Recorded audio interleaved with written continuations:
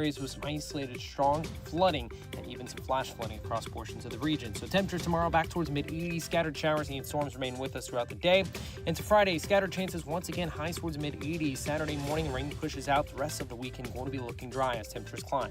From the First Alert 4 Weather Center, I'm meteorologist James Gotch. Let's get moving, St. Louis. This is Mike Ferguson in the morning on News Talk STL. All right, I know that for conservatives, mixed bag at best. Obviously, we took some lumps yesterday. Let's just be honest about that. But, you know, there are a lot of conservative candidates who did win their primaries and they're moving on to office. So we've got the whole gamut of election coverage. But really what I want to know, what's your reaction? What are you most excited about, happiest about from the results yesterday? What punched you in the gut the most? We're going to talk about throughout the morning. You can vent with us or you can celebrate with us as well. And yes, friends on the left, you can run your victory lap on a few things as well. We got room for everybody here on 101.9 94.1 News Talk STL. I'm Mike Ferguson. Good morning. Now, taking a detour from the election stuff, which we'll come back to here in just about 10 minutes or so. Data centers. This has affected elections from Lincoln County to Jefferson County, and obviously in the city is on the Illinois side as well. Avery Frank from our friends at the Show Me Institute was on the program with us on Tuesday.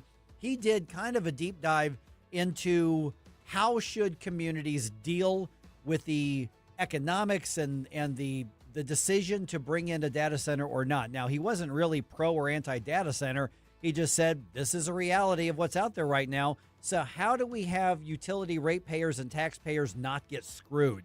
Here's what he had to say. Obviously, a lot of conflict over data centers, right? Yes. Without question here. There are some fair questions out there, legitimate questions Absolutely. out there. Among the most legitimate and fair questions, now some of it I think is fair-mongering out there, but some of it legitimate. Like, for instance, is allowing one in my area, or maybe even my state, is that going to raise my utility bill? Well, our friends at the Show Me Institute looked into this. Avery Frank wrote about it. If you go to showmeinstitute.org, you can see the op-ed there, how Missouri communities can keep data centers from raising utility bills. And Avery joins us right now. And so let me first say, Avery, when I was reading your work there, I didn't sense that you were necessarily like trying to tell local communities or state whether to allow them or not to allow them. You weren't getting into that. You were just saying, hey, if they're going to go somewhere, here are some ways that you could possibly avoid this being passed on to everybody else. So I don't want anybody thinking that you're arguing yes or no on data centers. Is that fair to say? Yeah, I think that's very fair to say because, I think when we look at data centers, you can have a good data center project and you can have a bad data center project. And I think a lot of it relies on, well, if your infrastructure is ready to handle that, but also if you're giving out tax incentives, because if you're giving out a bunch of tax incentives to a data center, that's automatically, tax revenue is the primary benefit you get from a data center. So if you're giving out a bunch of tax incentives to them, it's already moving very heavily in the bad category. Good morning, Avery. This is Susie Moore. I think it's one of the toughest things about this conversation is that it's hard to know where to get good, concrete information. And like you said, there's going to be maybe good data centers and bad data centers. But in terms of what they require, what kind of infrastructure they require, what effect and impact they can have on utilities, do you have what's the best place for people to educate themselves on those issues? Well, U.S. Congress did a big study because, data center problem isn't just in Missouri, it's across the country. And when I look at the infrastructure costs, we hear a lot about water, we hear a lot about electricity, but I do truly believe that electricity is much more of an issue a unique issue with data centers. Because when you look at like a 100 megawatt data center, which is actually one of the smaller ones when we're looking at some of these hyperscalers, they can take up 80,000 houses worth of power. Now, if you get up to a really big one, that can be about 800,000 houses worth of power. But when you look at one of the smaller, like a 100 megawatt data center, it's only about 2,600 houses worth of water. So you see that there's a lot more electricity that's being used for data centers than water. And so when we talk about infrastructure, I really do think, some of the water things are overblown because you have things like golf courses and farming that take up significant water usage more than data centers. So when we're talking about data center infrastructure, we really need to focus more on finding solutions to solve the electricity needs and make sure our rates aren't skyrocketing. Okay, that's where I want to go, because that's what I found interesting in your article, and you can find that at showmeinstitute.org. It's called How Missouri Communities Can Keep Data Centers from Raising Utility Bills. So if I don't explain this well, correct me here in a second, Avery. And that is basically because I was on a utility board for a short time. And basically what happens is with utilities, they say we've got to build a new source of energy, be it a nuclear plant or a coal-fired plant or a natural gas, but whatever it is that they're going to do, they say, well, we're going to build this. It's going to cost X millions or hundreds of millions or whatever dollars. That cost gets absorbed and spread out among the utility ratepayers. And so step 2 here is, okay, if we have to build some new generators of electricity, that cost has got to be financed up front. Therefore, the ratepayers are paying that because they're going to be getting some of it. And if we're generating or we're building a new generation of electricity for a data center, well, unless there's a policy provision somewhere, that cost could and does get passed on to the other ratepayers, the homes and the businesses in the area. So how do we avoid that? You know, Governor Kehoe's talked about the data centers in mid-Missouri and in Callaway and those areas of they're going to pay their own way. How do we make sure that happens if they've got to build new sources of energy? Well, I think the first thing you have to note is the truth behind what you said, that, you know, you're going to see people say, well, we passed Senate Bill 4, which means that there's a large load tariff on data centers and we're not paying for it. No, the provision specifically says they pay the cost of connecting to the grid. Ameren recently came out and said if we build new power plants for data centers, which we will need to, that will be shared amongst all ratepayers. And one solution I think that could keep the rates going up for ratepayers is if we have private electricity grids or consumer regulated electricity. It's a new idea. New Hampshire became the first state to pass it. Senator Tom Cotton has a federal bill in U.S. Congress. Hopefully that can move forward as well. But what private electricity grids do is it basically says, okay, we're getting all this electricity demand growth, not from the average consumer, but from these huge industrial customers, primarily data centers. If we can get a private electricity grid islanded off of Ameren, so it wouldn't be connected to Ameren, if we can do that, then they can pay one-on-one to have basically a private energy island just for these data centers, so the rates aren't being passed on to consumers, but it's a one-on-one private transaction. Because you have these data center developers, they're managing billion-dollar supply chains.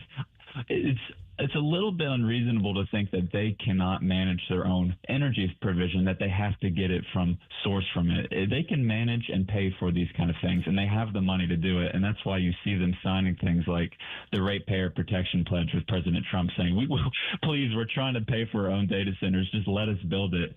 And these private electricity grids give Missouri a pathway to be able to do that, so it's not on our ratepayers' backs. Okay, so Avery, is that as simplistic as saying, okay, you want to build these massive data centers, so build your own coal-fired plant or build your own nuke plant or build your own and just generate it yourself? I mean, is it, when you say islanding, is that what we're talking about, and just not connecting it to Ameren so it doesn't affect anybody else?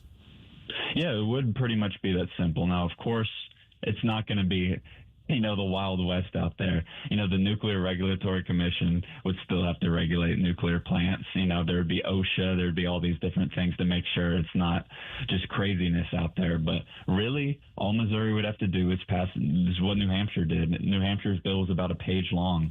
All you have to do is pass a provision saying that if you're not connected to the main grid, then the Missouri Public Service Commission would not have the right to regulate a private electricity grid like they do a public utility. And I know that's a little bit complex, but basically, if you island it and you give the allowance to do that, I think we could see some new power plants coming up more quickly. I think we could see more innovation in the energy space, and it wouldn't be on the ratepayers. It would be a private investment instead of a public investment.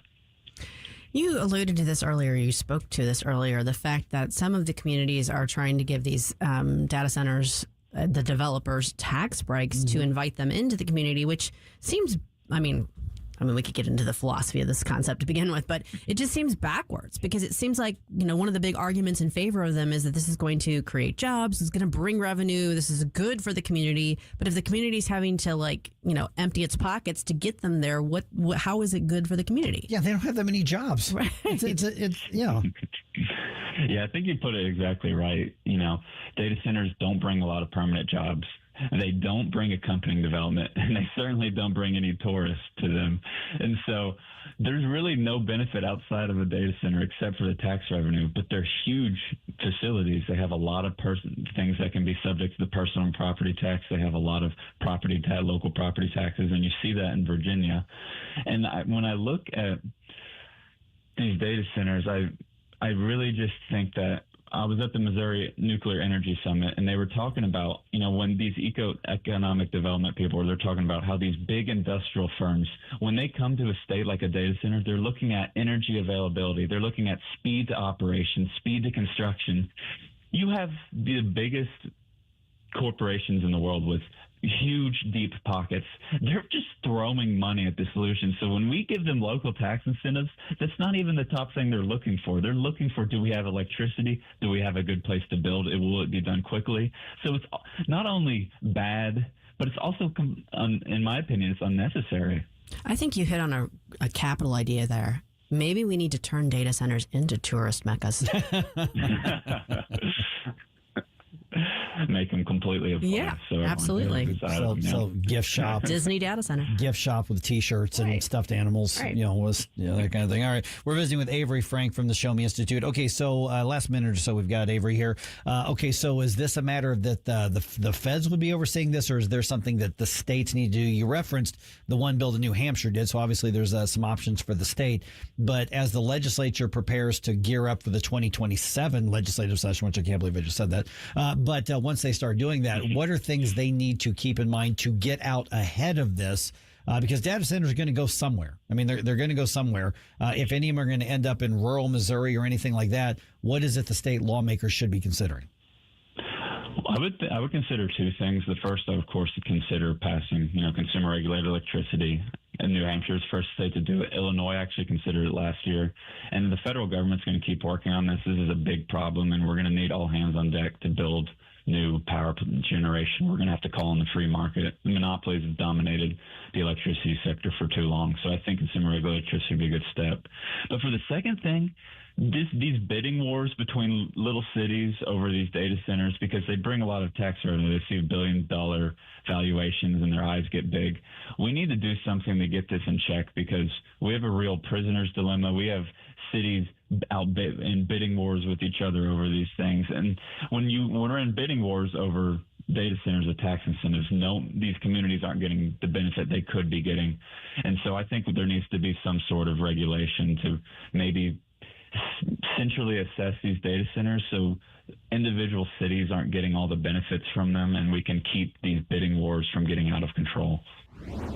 314-912-1019. We're going to jump right into those election results and assessing that here in just about 2.5 minutes. But don't forget, if you need to lift your spirits after a few of those results, let's be honest, you can also start requesting that Flashback Friday bump music. So let us know what you want to hear this week right here on 101.9 and 94.1 News Talk STL. If you find yourself feeling out of place in the world, it's comforting to know conservative values haven't been abandoned everywhere. The far left wants to destroy conservative values in America. This is News Talk STL. Welcome home. There's an old way to get ready for college, and there's a snooze way. Parents spend thousands of dollars on tuition, books, laptops, and everything their student needs to succeed. But one of the most important investments is often overlooked. Sleep. A college student who sleeps well is more alert, more focused, and better prepared for the challenges ahead. At Snooze Mattress Company, we use advanced pressure mapping technology to help match every student to the right sleep system. Give them an advantage they'll use every single night. When you sleep better, everything gets better. Whatever the season, you always have a great reason to reach out to Hanson's Tree Service at hansonstree.com for all your tree care needs and so much more. Tim Jones here to remind you Hanson's is your one-stop shop for expert insured tree care, amazing organic mulch, green resource recycling, land clearing, and so much more. Hanson services the entire St. Louis metro, and they also provide their full array of services in and around the Lake of the Ozarks. From tree care to storm cleanup to awesome mulch and more, check out Hanson's at hansonstree.com. That's hansonstree.com. JC's Wayback Machine. He's played the president's chief of staff, and a couple of his sons have been in lots of movies and TV shows. Martin Sheen is this week's A-List Interview of the Week. Plus, you'll hear Tom Petty's demo for Into the Great Wide Open and some acoustic stuff from Jeff Lynne. All brought to you by the Weber Automotive Group. It's JC's Wayback Machine. Every Saturday night, 6 to 9 on News Talk STL. Are you tired of hard chlorinated water drying your skin out, tasting bad, and ruining your fixtures? Jones Air and Water Treatment has a solution to this pollution. Our Hydratech H2O leaves you with great tasting, soft water at all fixtures in your home with one unit. Call Jones Air and Water at 636-899-1040 or visit us on the web at joneswater.com. You can be a filter or buy a filter. Jones Air and Water, 636-899-1040 or joneswater.com on the web. Call us now. People ask all the time, who the heck is low-cost airlines? Well, we're not just one airline. When you're talking to us, you're talking to everyone. We are the discount supermarket for all airline tickets. Plus, we have all the airlines and always have the best prices. American, Delta, United, plus all the specialized international airlines and a lot more. And we make it easy. We guarantee you'll talk to a live human in 60 seconds. You can have the rate you need and have your trip booked in 5 minutes. Now, how cool is that? And remember, when you're talking to us, it's like talking to every single airline available with one fast phone call. All you need to do is call and find the best prices to fly wherever it is you want to go. So are you ready? Call Low Cost Airlines right now. 800-515-2397. 800-515-2397. 800-515-2397. That's 800-515-2397.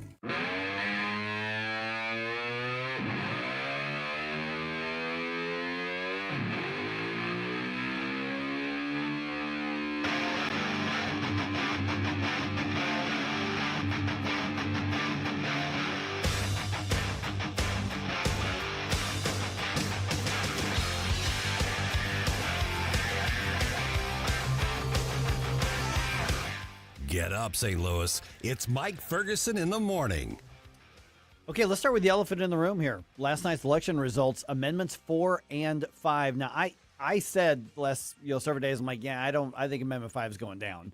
I was just hoping it wouldn't go down by enough to pull down Amendment 4. Holy crap, I wasn't even in the ballpark of right. I was right about Amendment 5 losing, and I was I kind of felt Amendment 4. I don't think anybody, not even the most ardent opponents of 4 and 5, saw 80% to 20% or 83% to 7. I don't think anybody saw that.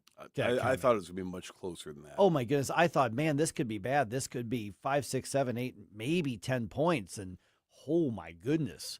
Okay. So that's going to be one of the things that we got to talk about here, because with Amendment 5, I mentioned there's some legitimate questions. I don't think Missouri can afford to keep doing the status quo. I voted for Amendment 5, clearly in the minority on it. But when you've got 83% voting no on something, that's not Democrats versus Republicans. That's a lot of Republicans. Mm-hmm. Maybe the majority of Republicans in the state saying no to the initiative petition reform, saying no to the tax reform on this. Now, we're going to dissect what went wrong. I think it's pretty clear with Amendment 5 what went wrong. Yeah. This was the Republican version of you have to pass the bill to find out what's in it. And the fact of the matter is that there wasn't a clearly laid out plan, but the reality is that the Constitution of the state is not where you're supposed to have that. That's supposed to be in statute. So policy wise, yeah, it was a wonky right approach. But when you lose 80% to 20%, in order to be intellectually honest, I don't think you can just say, well, geez, our messaging was a little off. Those special interests just misled people. When 4 out of 5 people say no, I have to believe they knew what they were saying no to and said no. Yeah. This isn't a matter of, listen, I'm very, very disappointed that Amendment 4 lost. This was a true conservative, honestly, very modest reform proposal. The other side lied and lied and lied. But when 4 out of 5 people say no, I disagree. But you have to respect that 4 out of 5 people said no in the state of Missouri to this. Yeah. Across the board. I don't like it. Amendment 4, I think, was a very needed thing. And here's the thing. Conservatives are the majority of Republican voters in Missouri.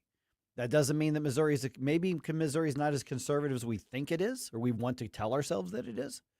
But the fact of the matter is there were a lot of conservatives who voted against a conservative reform and a lot of conservatives who voted against a pro-life measure. Mm-hmm. 4 out of 5, sure, some people are going to be tricked, but the reality is that Planned Parenthood's giddy right now. The labor unions are giddy right now. They won, and they won big. This wasn't a matter of, well, their campaign strategy was better. It was, just from a victory perspective. It's not a matter of, well, they just weren't telling the truth. On Amendment 4, they weren't telling the truth. But this is a matter of 4 out of 5 voters said no. So it wasn't just the messaging, it was the product. And this, again, coming in a Missouri election that was recorded or purported to be one of the largest since in over 2 decades. I mean, so this was not just a handful of people, the wrong people showed up to vote. This was people were showing up, and it looks like that was the issue that they were showing up the most to vote against. Yeah. And then obviously in St. Charles County, for instance, the county executive race was driving people out. St. Louis City, you had Democrats being driven out for the Corey Bush and Wesley Bell race. But when you look at Amendments 4 and 5, listen, I will defend my vote for Amendment 4 to the end of the day. I think I'm right. I think that the majority, I think it's unfortunate, but I'm not going to sit there and say 4 out of 5 of you were tricked. 80% of you were tricked. You weren't tricked. You said no. You disagreed, and there were more of you than there were of me. Therefore, you won. It's really that simple. But you have to also, right now, I'm very worried about Amendment 3 in November. If Amendment 4 goes down 80-some%, around 80% to 20%, Amendment 3 starts off way behind the line of scrimmage. We don't start off first and 10. Okay, we're starting off first in about 30. Mm-hmm. Okay, so we've got a lot of work to do if we want to save lives. Amendment 4 would have been a tremendous step in the right direction from a pro-life perspective, and a lot of conservatives said no to that. And you know what? When 80% say no, you can wag your finger and say 4 out of 5 of you were wrong, or you can look and say we put something on the ballot that they didn't like. Yeah, that was less popular than we anticipated it would be. Yeah, well, not even less popular, unpopular. Yes. Unpopular. And Amendment 5, I get it. I understand why it went down. It wasn't perfect, but some of the questions, and I said it, even though I said, hey, I'm voting for the thing, but I get some of the questions are legitimate. I think it would have driven the state in a direction that was better than what we have right now. So now we ask the question, okay, do these massive landslide, beyond landslide defeats of these key measures that the Republicans were pushing, does that make the Republicans less bold in 2027 when they go into legislative session?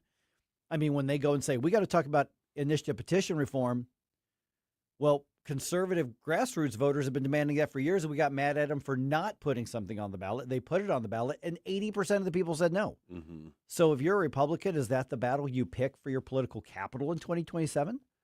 Probably not. Republicans, the conservatives, there are an increasing number of moderates, but overall still conservatives drive the ship. They want tax cuts. They want tax relief. Does that become harder to sell in 2027 when you say we got to cut taxes, and the other side and some Republicans go, we just tried that. 80% of the people said no. So it's going to be an interesting repercussions for the next year or two on this.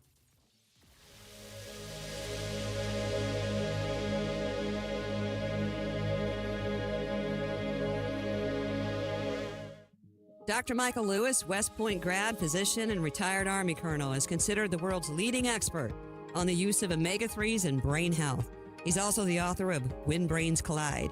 Dr. Lewis, a lot of people take fish oil supplements, but how do you know they're working if you're not testing? Elizabeth, I've come across the biggest breakthrough in my 30-plus years of medicine.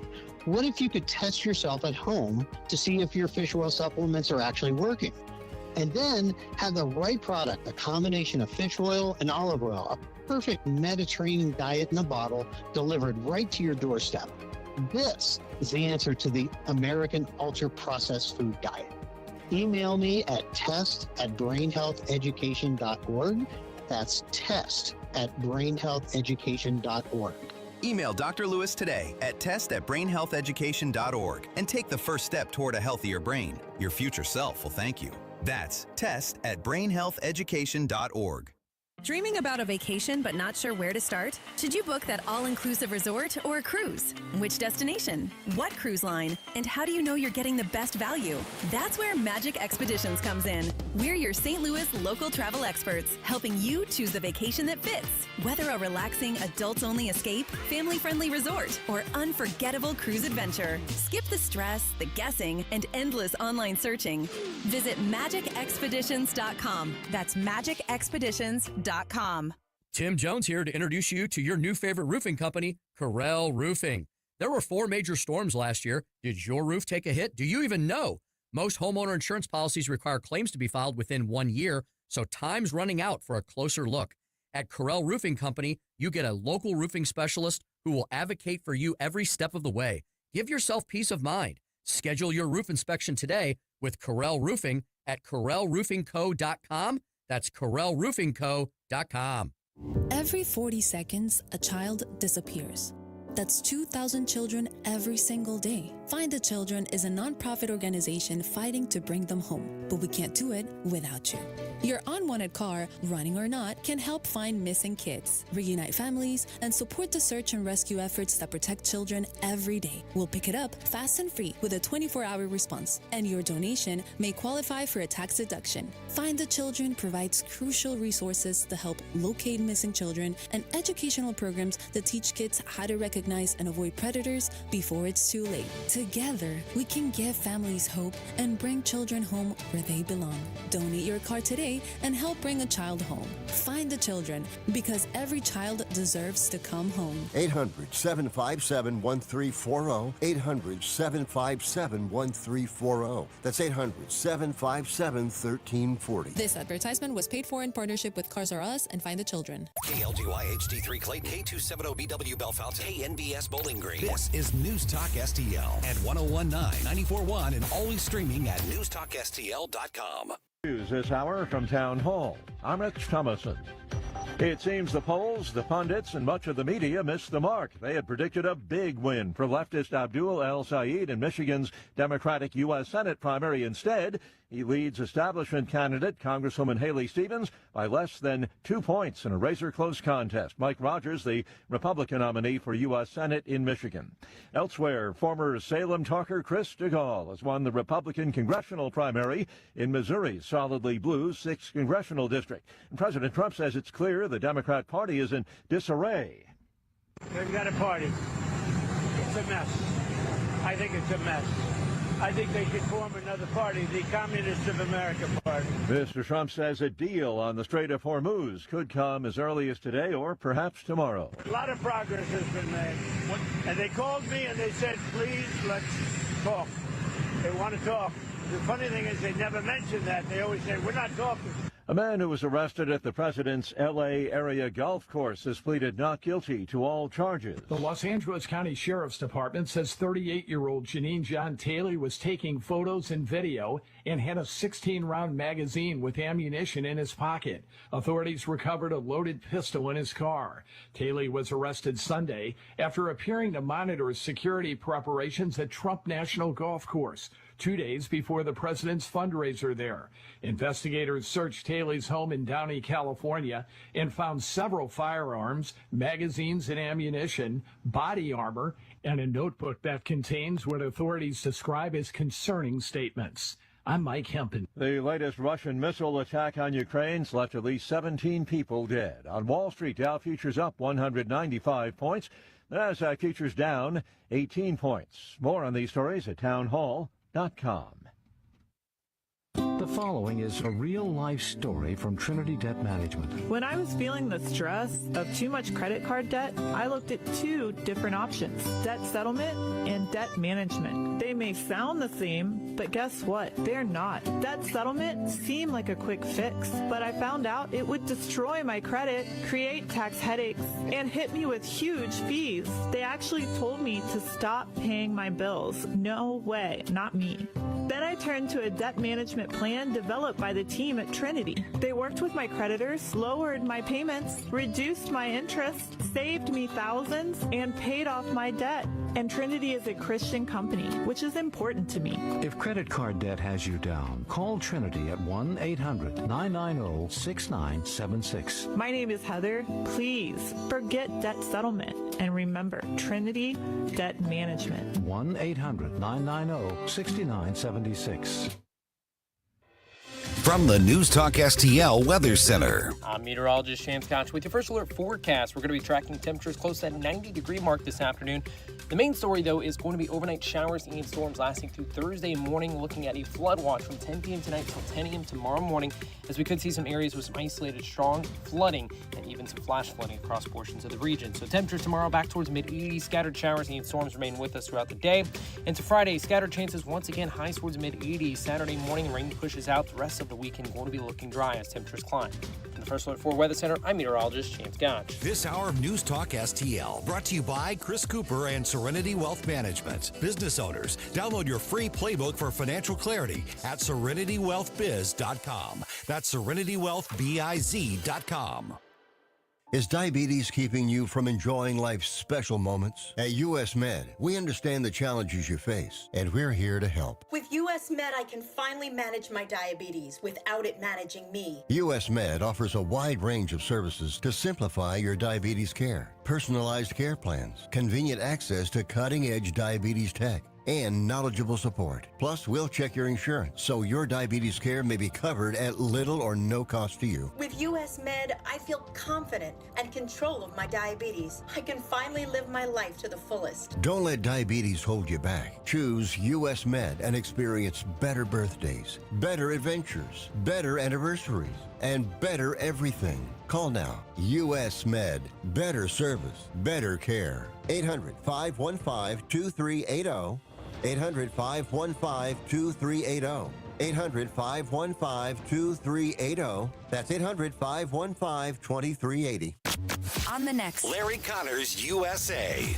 The story behind the story. 60 Minutes legend Andy Rooney said only two kinds of people are in the world, A and B. Larry Connors USA. Now, weeknights 6 until 8 on News Talk STL. Mike Ferguson. Boo! Relax, nerd. Susie Moore. And that would be a good time to respond with some applause. Get up! Can't you hear the alarm? Get up, St. Louis. That's a banana republic without the banana. Mike Ferguson in the morning on News Talk STL. All right, let's start with the biggest news of the election night. Pick up where we left off a second ago because we were getting some phone calls and a lot of comments on this right here. Missouri voters didn't just defeat Amendments 4 and 5; they crushed them. There was a hell no. I don't know if I remember an 80-20 split on anything statewide. In the 30 plus years I've been in media and in policy and politics, I'm trying to remember. I mean, now Amendment 1, like the renewing the parks and rec and conservation, that's pretty much just a formality at this point, right. But they have to put it on the ballot. So I mean, but when we talk about contentious, ideological, I don't know that I remember anything getting an 80-20 split statewide. I can't recall anything off the top of my head. No. I just can't think of it here.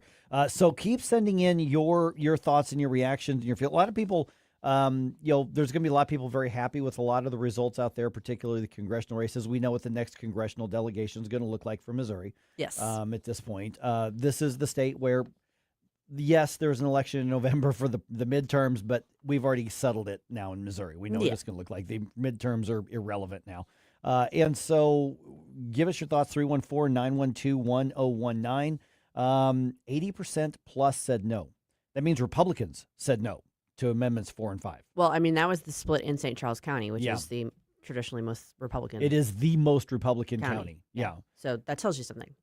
Yeah. I mean, and in a lot of cases, incumbents were returned, so status quo was maintained across the board. I mean, for instance, we're going to talk to Steve Ehlmann in a little while. He is going to be remaining on the job as county executive. There were no upsets in the congressional races, Democrat or Republican, in Missouri.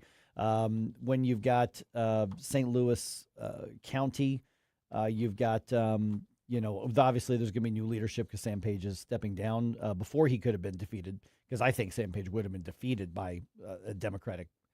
Sure, I think so too. In the primary, Probably, I think he would have been. But I think I saw one incumbent state representative who lost in the metro area. I saw one. I happened to. Yeah. It wasn't even one of those key races on here.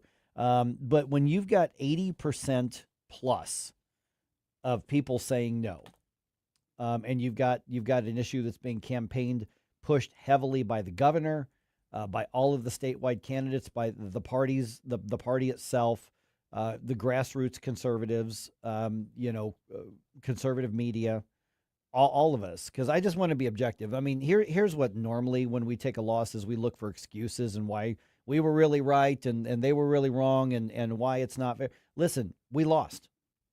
We lost. I voted for 4. I voted for 5. I'm disappointed in particular that 4 went down. Same. 5, I've really sensed, and I've said this last few days, that I thought 5 was going to lose. I don't think anybody saw a 4 out of 5 no vote across the state on this. No, particularly not on 4. No, and 4, that I'm very. But this is one of the things where I'm just going to kind of push back and forth with some of the folks that some of our friends and family who are listening here, because we talk about the News Talk family. Yes, there were people who were confused about 5 in particular. About 4, there were a lot of lies from the other side. We're accustomed to lies from the other side on things. That's part of the process. That's part of the campaigns. Mm-hmm. When 4 out of 5 people, including majority of Republicans, because the majority of the votes cast in Missouri were Republican votes. There were lots of areas where just Democrats didn't really bother to show up because they didn't have anything to vote for. But when the majority of the votes cast were Republican votes, and the majority of the Republicans buck their own party's leadership, then you don't have just our messaging wasn't great. Our messaging should have been better. It wasn't just a matter of, well, the other side wasn't telling the truth. It wasn't even just a matter of, well, the stuff on the ballot wasn't clear. All of those things are true, don't get me wrong. But when 4 out of 5 people say no, they didn't like the product. Right. And all the stuff is around the edges, but Amendment 5 was rejected by the people of Missouri. Yes. They were well aware this would eliminate the state income tax over time, and they said no. Correct. Amendment 4, I think there was a lot of confusion on that, but when 4 out of 5 people say no, you have to respect the fact that the vast majority of voters, including conservatives, said no to this. Now, I think they got it wrong, but I'm in that 20% that said yes. So I have to respect that I lost. Yes. Yeah, and I mean, I think it would behoove those who support measures like this to take a very long, hard look at A, messaging, B, process, C, recognize the structural difference between political candidates and ballot issues. Right. Because of the way things are designed, because of the way districts are drawn, because of the way the parties run, candidate races are not the same thing as issue races. Yeah. Because that's one of the things that I keep seeing people say, well, wait, I don't understand. Like, you elect these people that are proposing these concepts, but you're not agreeing with the concepts. Well, look, because it's a different, you're not looking at apples to apples. Right. Here, I think maybe the reality check that I think a lot of people should look at in Missouri, and this is going to be important going into what there is of the November. And honestly, the November races, other than Amendment 3, probably kind of a non-event in Missouri. I mean, to be really honest, I mean, Amendment 3 is the big thing on the ballot here. And given what just happened with Amendment 4, I'm very worried about Amendment 3. Rightly so. Very worried about Amendment 3. Rightly so.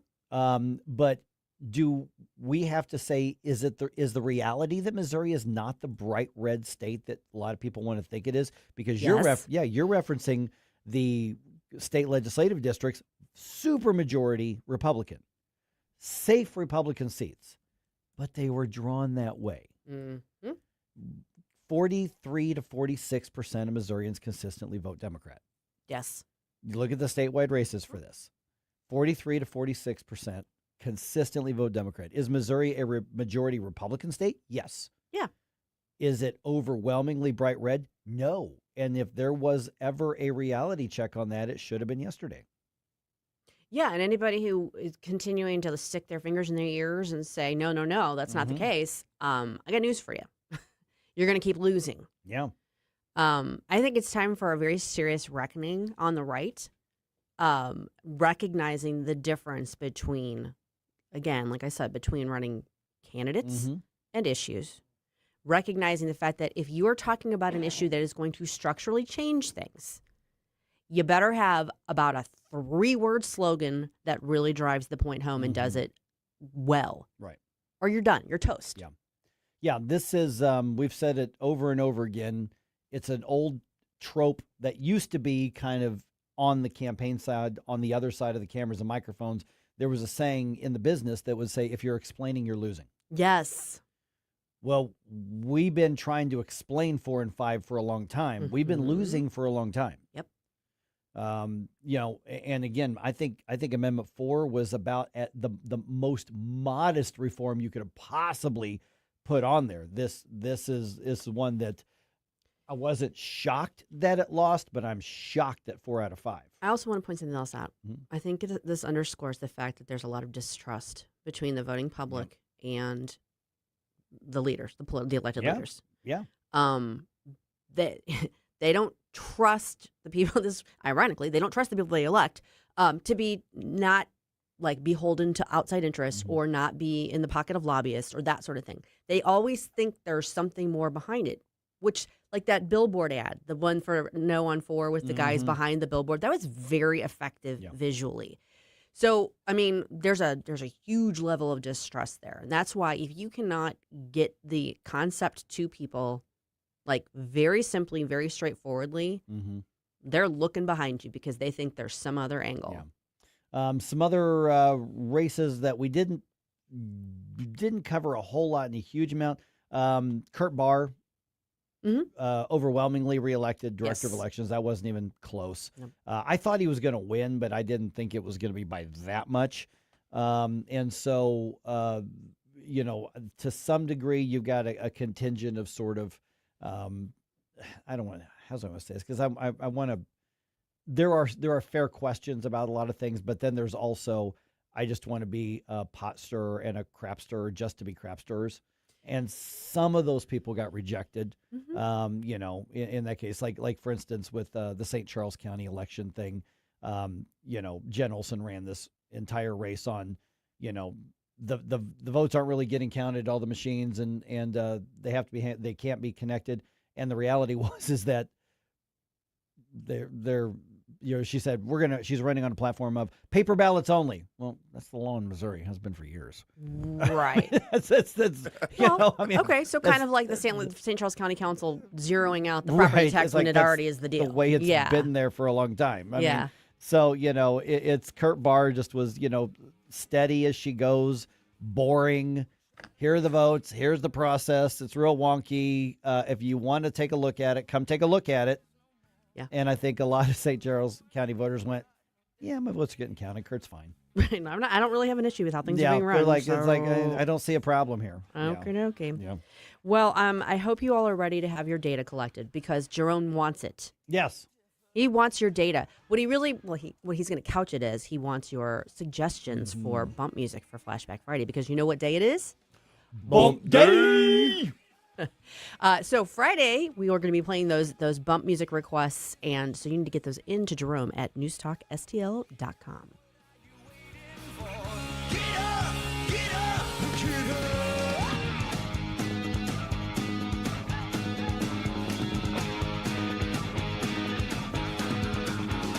if you're going to do stress eating because you're upset about, I don't know, the way that some voting went last night, do it right. Have a donut from Mario's. I'm just saying. If you're gonna have comfort food, have delicious donuts from Mario's. And there is a massive difference between a Mario's donut and those god-awful things you're going to get at the gas station. Don't do that to yourself anymore. Mike Ferguson here for Mario's Donut Restaurant, mariosdonutrestaurant.com, right there off Mugi Road. Such a fun place to go hang out. That's a great place to have a business lunch or just meet up with your friends there. Great cup of coffee. And also you can get everything from breakfast sandwiches to tiramisu, and they can even cater. mariosdonutrestaurant.com, or just put in Mario's Donuts right there in your maps. It'll take you right to them. Really easy to find. I personally love it on Wednesdays because the boss's wife stops by Mario's and brings us Mario's Donuts. Yes, there's a massive difference. I get to tell you that a few weeks ago, I was just really hungry, and I stopped by a Quick Trip, and I'm like, you know what? A donut's a donut, even though I talk about Mario's. Oh, no, it's different. No, don't. I will never make that mistake again. Once you've had the really good stuff, you want the really good stuff, and that is Mario's Donut Restaurant. There is a difference. Check him out. Tell Enrique that you heard us bragging about him on the radio, mariosdonutrestaurant.com. When you count on Connor, you're getting the timeless American values that have guided our company from day one. Hard work, impeccable service, and honesty. At Connor Roofing, you aren't just getting a roof, you're getting safeguarded by a neighbor who cares. When you count on Connor, you're receiving protection for your home, your family, and your peace of mind. Visit ConnorRoofing.com. Tim Jones and Chris Arps in the afternoon. We're going to start calling you Scott Randolph Hearst Fawn. You've got magazines, newspapers. Everything you think about the establishment media, you're right. There is a extreme anti-Trump bias, and there's a significant liberal bias. The Trump drives these people nuts. If you're trying to do a fair job in media, the Caitlin Collins of the world make your life harder. Tim Jones and Chris Arps, weekdays at 4 on News Talk STL. Looking for insurance you can truly trust? Since 1986, Bauer Insurance Agency has been protecting families and businesses across Missouri and Illinois. Owner Cindy Blanton doesn't just offer one quote. She shops all the top carriers like Progressive, Travelers, Safeco, and more to find you the best rates. Whether it's your home, auto, toys, or business, we've got you covered. Visit us at Mid-Rivers Mall in St. Peters or call 636-812-2001. Bauer Insurance Agency, the company that protects, the name you can trust. This hour of Mike Ferguson in the Morning is brought to you by Stifel. Request a portfolio review from your Stifel financial advisor at stifel.com. That's STIFEL.com.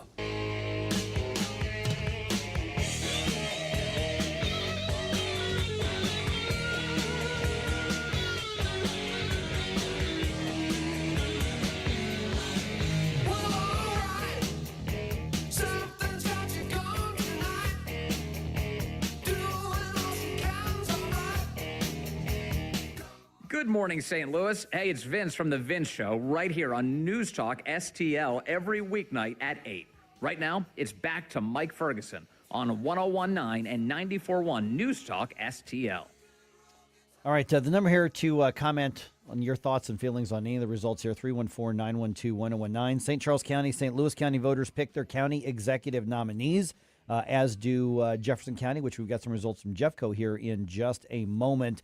Also, send us your notes. Man, a lot of conversation. At least I'm looking at the Rumble chat box. I suspect Facebook is pretty busy too here as well, right?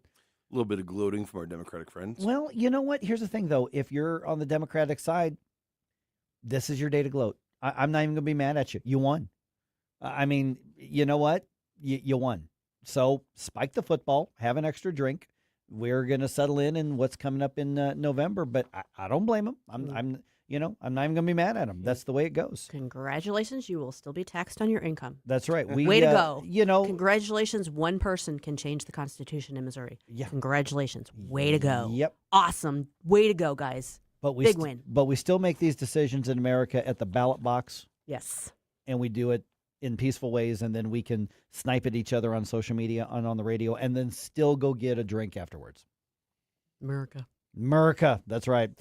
Jefferson County, interesting results there. Susie, can you give me a rundown real quick of what happened in Jeffco? Yes. Now, these I think were printed out a little little while ago, but as of the time these were printed out, Yeah. right? Because a couple of these are close. Yeah. So for there's one race that's unbelievably for close. Jefferson County Clerk, Yeah.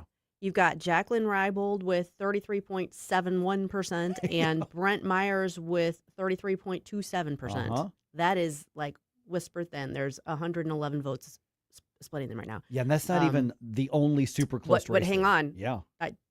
There's also Steve Wyatt Earp, Uh-huh. who's at 33.02%. So he's only 114. Yeah. So you've got three candidates with 33. 33. Wow. Yeah, that's for the Jefferson County Clerk. Wow. Good luck sorting that one out. Man. So for the circuit clerk, you've got Mike Reuter with a pretty, what's the word I'm looking for? Solid lead, solid win, resounding. That's the word I was looking for. I haven't had my coffee yet. Sorry. 47.63%. He's got that one. Jefferson County Executive. This is kind of what we expected, and we're going to be talking with our friend Tim Whitney here coming up at 6:35. 8:35. 8:35. Yep. Well, see, like I said, I haven't had my coffee. He won resoundingly there. 65.7% of the vote for him. On the Democrat side, you had David Frank and Anthony Rubel like neck and neck, but I don't know that it's going to matter. Yeah, that's the executive race. That's the county executive race, so I don't think that's going to be. No. Tim Whitney's going to be the next executive for Jeffco. I think that's a safe bet.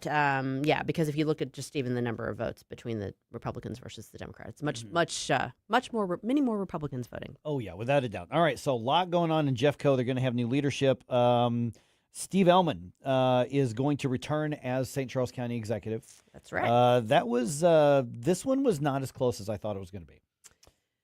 No. I mean, you definitely had a splitting of the vote situation going on. Yep.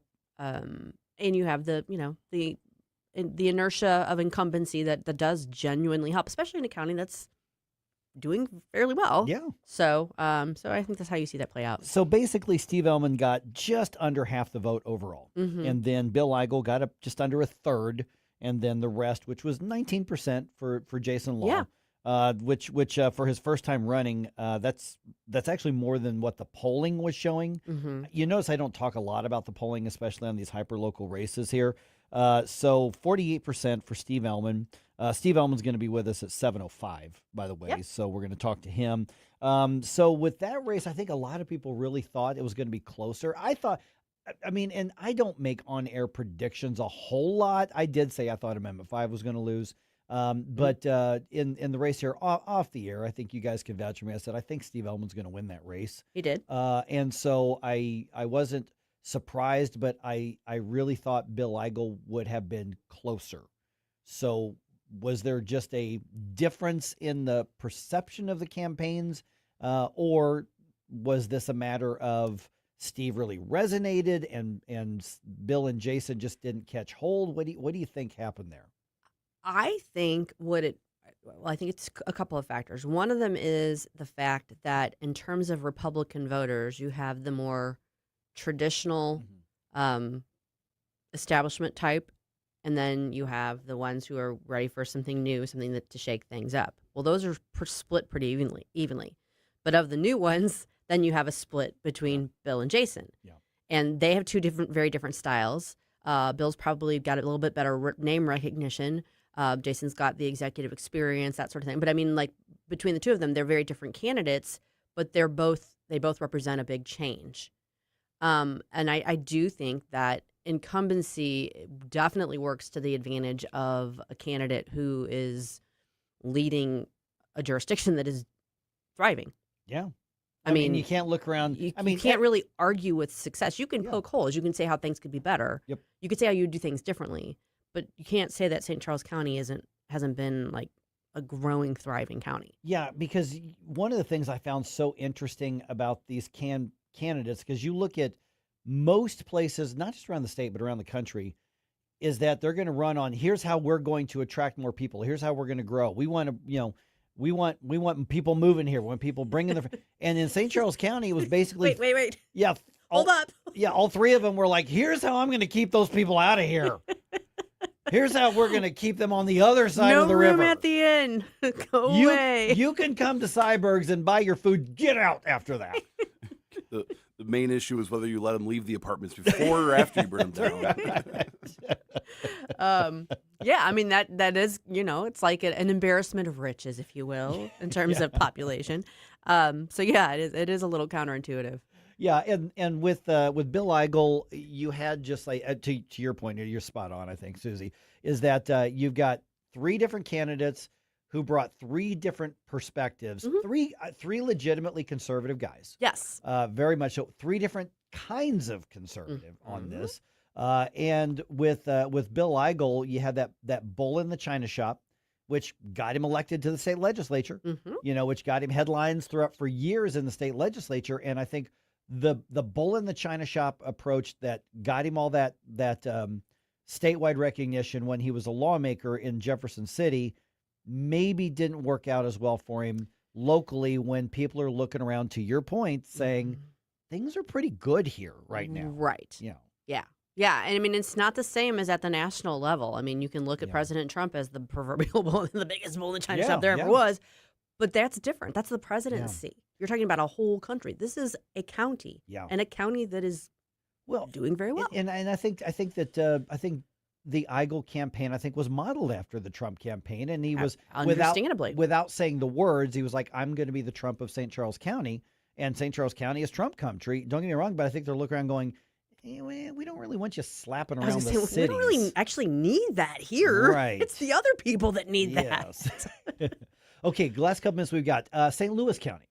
Dennis Hancock was the only Republican who filed. Congratulations to Dennis. Yeah, I thought about texting him when I voted, and I was going to go, after long thought, Dennis, I decided to go ahead and give you my vote. No, but he filed, and then the other Republicans were like, you know what, we can get behind Dennis, and that was, and then self-proclaimed nerd, Jake Zimmerman, and I think everybody says that affectionately because he just says, I'm a nerd. We need a nerd in office, which I think is he did hysterical. The smartest thing he could do and lean into it. Yeah, because come on, Jake's not gonna look in the camera and say, I'm the cool guy.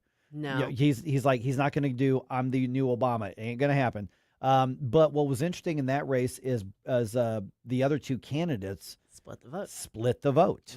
And I think some of the ads against Brian Williams in particular that tried to frame him as the Republican MAGA puppet. Which is mind-blowing to me. I'm like, how does that work? Yeah, it wasn't true. It's but not even remotely true. It's not even close to true, but I think it was effective in that Democratic primary. Oh, I think so too. Without a doubt. So what you have now, though, I think is going to be interesting is that regardless of who wins this race, Jake Zimmerman or Dennis Hancock, and it's a blue county, I would think Jake Zimmerman is the advantage. favorite. Yeah. He is the favorite. I don't think this is impossible for Dennis Hancock. It's not.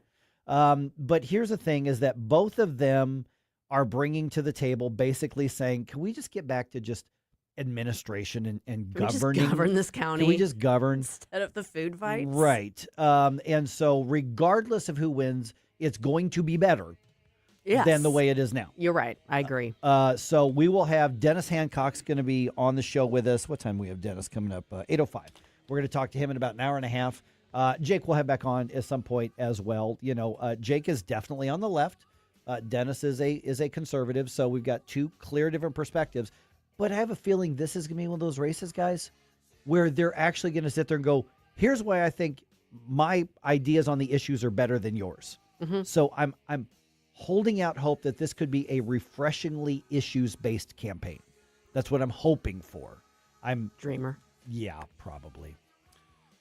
Yeah, I'm sorry, Mike. Love it or hate it, the primaries are settled. Now it's Hopkins. If anything, it may not be that simple. We're going to explain that coming up here at 6:35.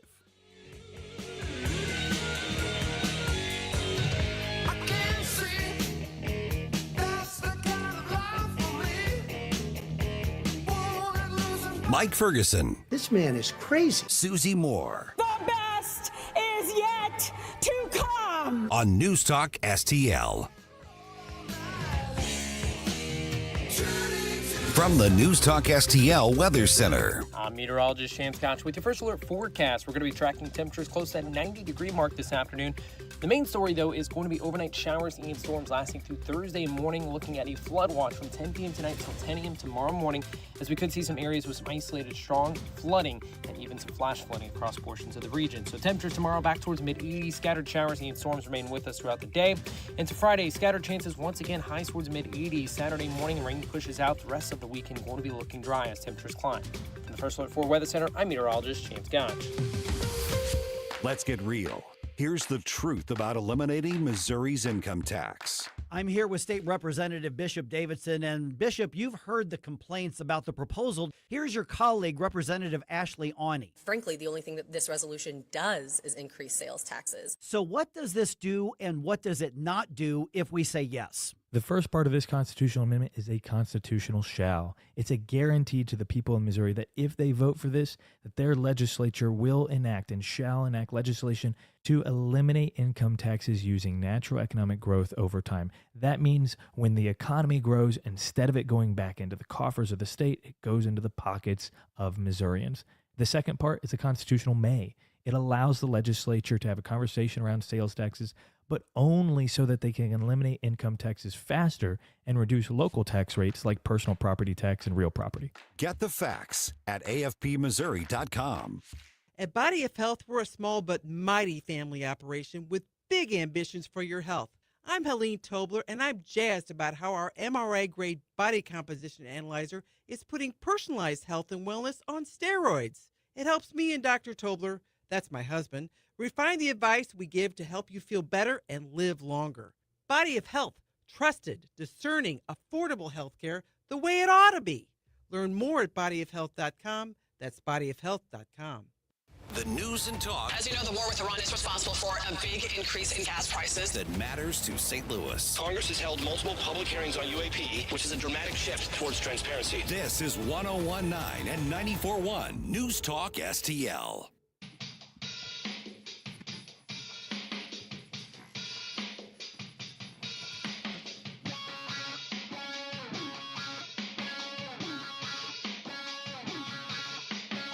What's going on, y'all? It's the Officer Tatum. You're listening to Mike Ferguson in the morning on News Talk STL.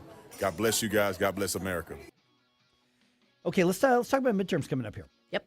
Oh, wait. Like national we just stuff. got some of the primaries.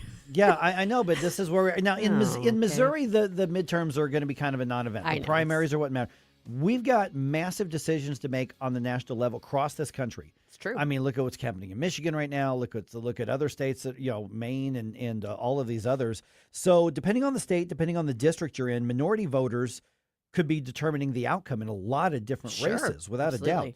That's just political science. That's just counting the votes in the precincts. And Democrats have always, or at least for many generations now, have just assumed that they're guaranteed support, in particular from black voters. Yes.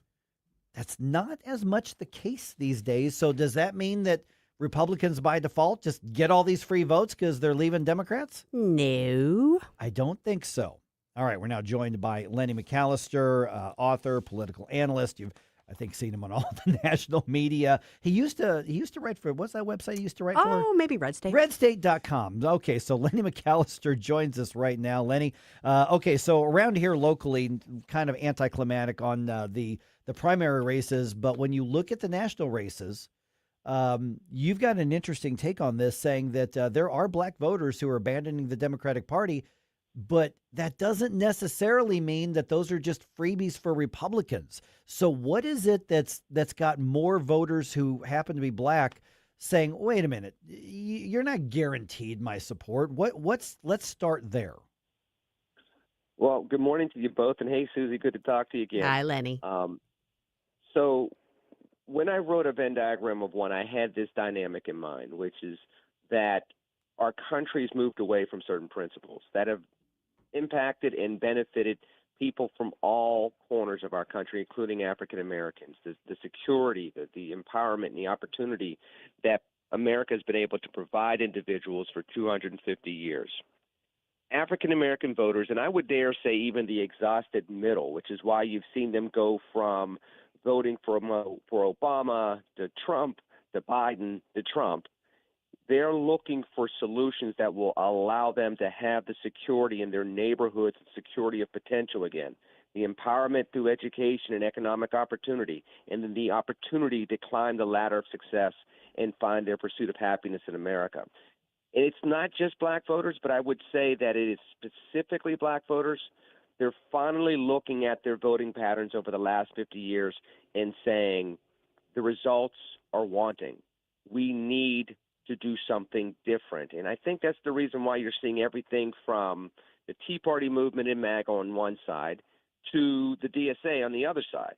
People are looking for solutions. Now, the DSA is not a solution, but the common values that we've had for 250 years, if we get back to that, I think that people can find their way. And I do think that black voters are looking at the Republican Party in a different light because they're looking for those values once again. Lenny, what do you think are the key issues that are drawing people one direction or the other? And I think part of the issue is that the parties aren't so readily defined the way they used to be. They're in flux too. So that has a lot to do with whether people are choosing those labels or not. But what are the issues driving these changes in voting patterns? Susie, I think number one, again, you go back to the themes of the book. One of those themes is empowerment. They want their kids to be empowered with education. They want that education to lead something. They don't want to pay $125,000 for college for their kid to be serving coffee. They want their kids to be able to have an education that's going to empower them to have careers, empower them to be safe in their communities, empower them to be able to create a lifestyle for their children and their grandchildren. They're looking for politicians that can be leaders, Susie, and that's a difference. You know, there was a time in America where we had a stronger leadership class in amongst the people that made our public policy and drove our civic decisions. One of the things I talk about in the Venn diagram of one is that we've had those examples throughout our history, but we've also had pockets of time where those in power have moved away from those principles. Voters today, and I would even say even those that are not engaged in the electorate, Americans today, are desperately seeking leaders that gravitate back to those values so that they can find their way and we can re-find our traction once again. Because right now, we don't have our footing, and we seem to be flailing from a civic perspective. And once you do that from a civic perspective, your domestic policy is going to be askew, and your international policy is going to be inconsistent. We are visiting with Lenny McAllister, and yes, we are going to tell you where you can find the book and get a preview of that here in just a couple of minutes. Okay, so you've referenced the parties a couple of times, and you've referenced leaders as like individual people a different time. What's jumping out to me, Lenny, is are we seeing less loyalty to the parties, to the tribes, to the brands, and more I'm willing to shop my vote around regardless of whether there's an R or a D behind their name?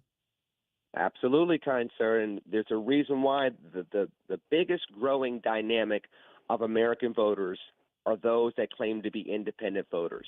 There's a reason why there's an upswell across the country of people asking, can we have open primaries? It's not because they want to sabotage the other team, if you will, in the primary process and give them a weaker candidate, even though we have seen those strategies in place previously.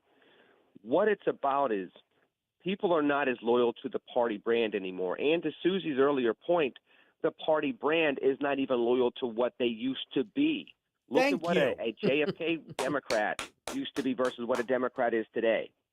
You know, you look at some of the other examples regionally and nationally of what a Democrat used to be, what a Republican used to be, and then you look at what's coming out of those individuals' mouths, and you say, this doesn't match up for what I voted for even 10 years ago. For example, let's go to the Tea Party.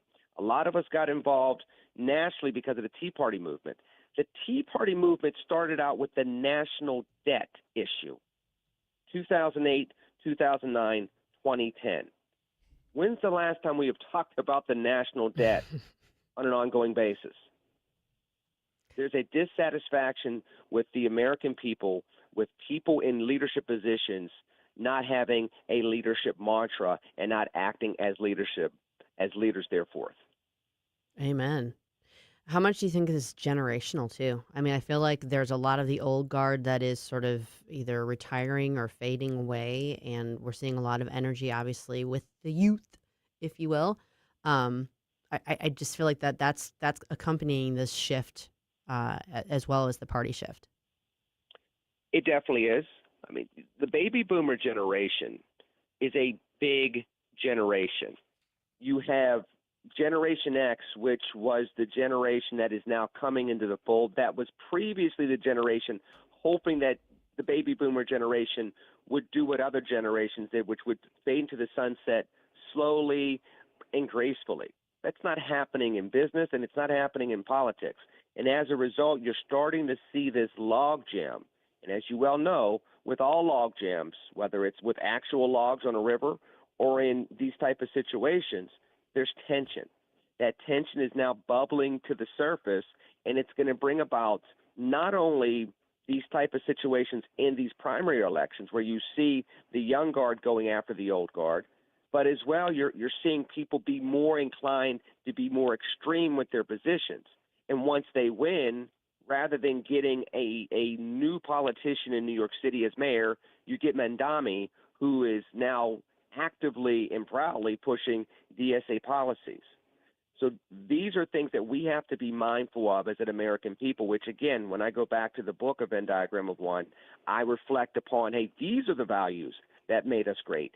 These are the values that helped Asian Americans, Latinos, African Americans, women, men, rich, poor, black, white. These values, not chasing trends. Lenny, one of the things that we've seen in the last several election cycles, and I think it's more prominent now than we've had in recent times, is, okay, you don't like me, but look how awful they are. The world's going to end if you vote for them. So hold your nose and vote for me, almost as a strategy. What I'm hearing you describe is that more and more people are saying, I don't want that. I want to vote for something and for somebody who's going to use your word, I think is a great one, empower me in the next generation.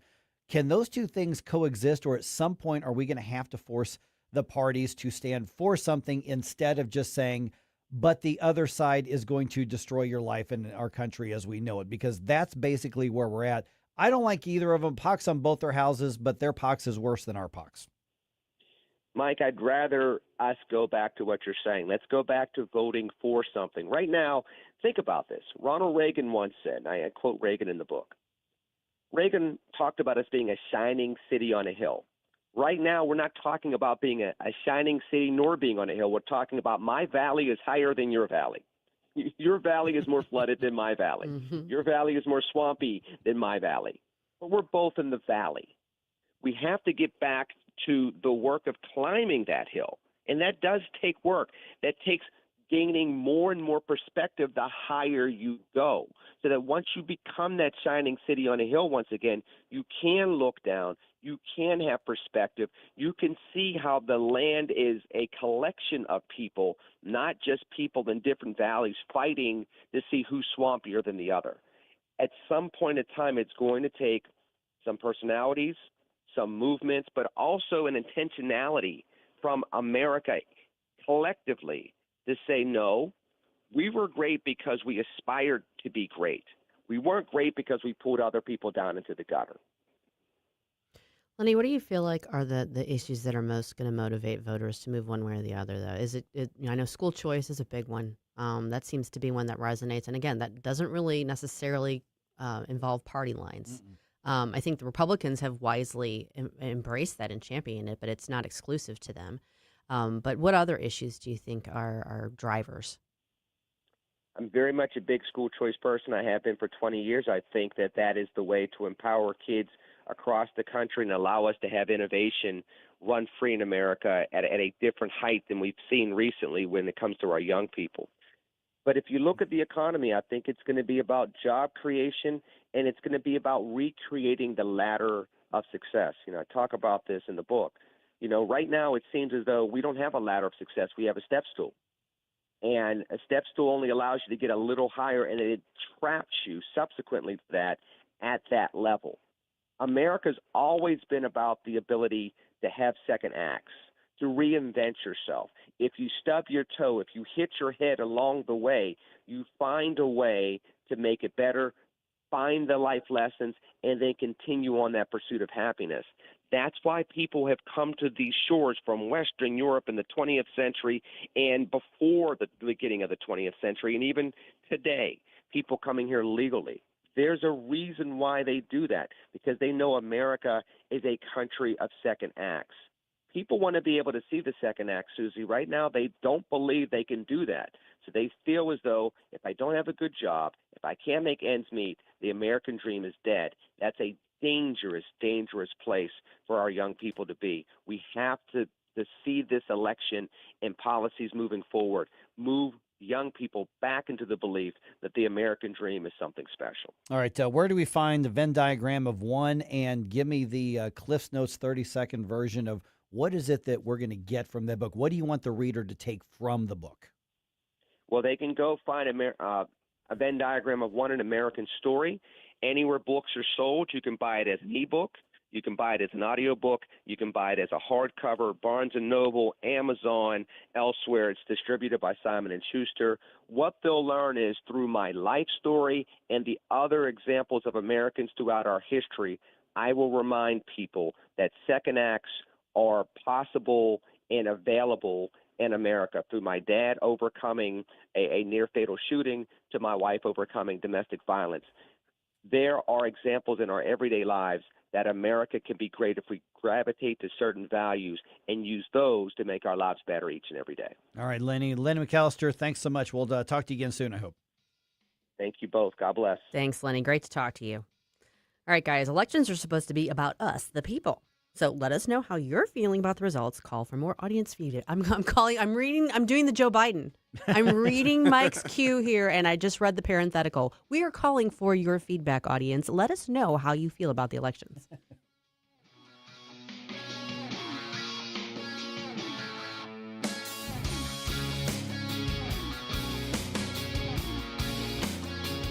Mike Ferguson in the morning. Republicans aren't perfect, but the other side's crazy. On News Talk STL. Sometimes you catch all the garbage. I was looking out my window the other day after all those storms moved through over the last weekend, and there was still some standing water out there. And that is a breeding ground for what? Yep, you know it, mosquitoes. That's why I am glad that my friends at the Mosquito SWAT team are here and available to all of us in the St. Louis region. MosquitoSWATteam.com. Just Google search them, the Mosquito SWAT team. Listen, here's what they do. They come in to your home or maybe your business, and they have a solution to get rid of the mosquitoes in your area. That is possible to do. You know, I know that some cities drive through and kick out whatever chemical cloud that they do in yours, and I'm sure that helps a little bit thin it out, but it doesn't get rid of them the way that the Mosquito SWAT team can do. Listen, they have only trained, certified pest control professionals, and they look at the situation in your home and on your property, and they custom make a solution because you may want to make sure that you keep those pollinators like the bees and stuff safe, and they can do that and just get rid of the pests. The Mosquito SWAT team, look them up. This is unique. This is probably something you haven't heard of before. Find out what they can do for you. Give them a call, send them an email, and find out what they can do for you to keep your family not just more comfortable, but safer. I mean, come on. You don't want friends to come over for a cookout and then you end up the main course at your own barbecue. The MosquitoSWATteam.com. Check them out. News Talk STL. First thing in the morning and pretty much all day. Live and local. 101.9 and 94.1. News Talk STL. Scott, can you believe it's already been more than a decade since the Queen of Carpets sold flooring to St. Louis area contractors? I know, but I don't have to be a king to offer contractors today's lowest prices. Yes, contractors owe it to their customers and themselves to shop at Best Buy Flooring for the largest in-stock selection of carpet, carpet tile, sheet vinyl, laminate, hardwood, luxury vinyl plank, and luxury vinyl tile. Plus 3 convenient locations, North County, South County, and Metro East. Open 7 days a week. Best flooring, best selection, Best Buy. Best Buy Flooring. 1949, the last time a Republican held the top post in St. Louis City. A gallon of milk was 84 cents and streetcars ran down Grand Avenue. Unfortunately, St. Louis City streets are no longer the epicenter of family and business life. In the 80 years of Democrat control, our city has been on a steady decline. Hello, Kirk Ilsinger, chairman of the Republican Party for the city of St. Louis, and we believe it is our duty to provide a different path forward. I invite you to our meetings the first Thursday of every month. Learn more at stl-gop.com. Paid for by St. Louis City Republican PAC. Curtis Farber, Treasurer. Stop before you dig. Click or call 811. Every dig, every time. Hitting an underground utility can cause costly damage and serious injury. Contact Missouri 811 online or simply dial 811 at least 3 working days before you dig. It's fast, free, and the law. Safety is in your hands. Every dig, every time. Stop before you dig. Click or call 811. Every dig, every time. It's the law. Sponsored by Missouri 811.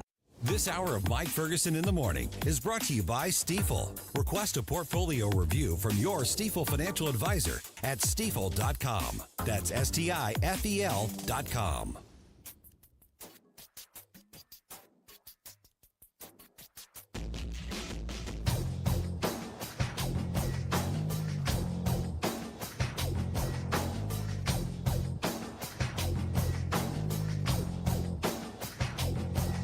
Hey, this is Carl Higbee, host of Frontline on Newsmax TV, and you're listening to Mike Ferguson in the Morning on News Talk STL.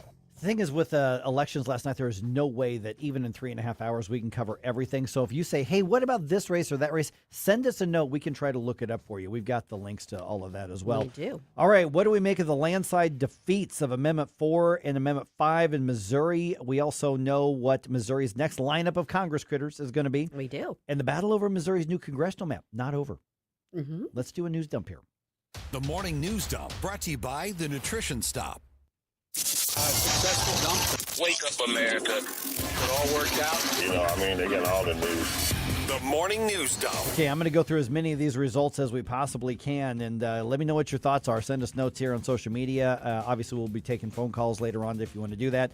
Steve Ehlmann will continue serving as St. Charles County executive for another term. He won the Republican primary, 48% to Bill Eigel's 32%, with Jason Law getting 19% of the vote. There's a Democrat in the general election, but it doesn't really matter in St. Charles County.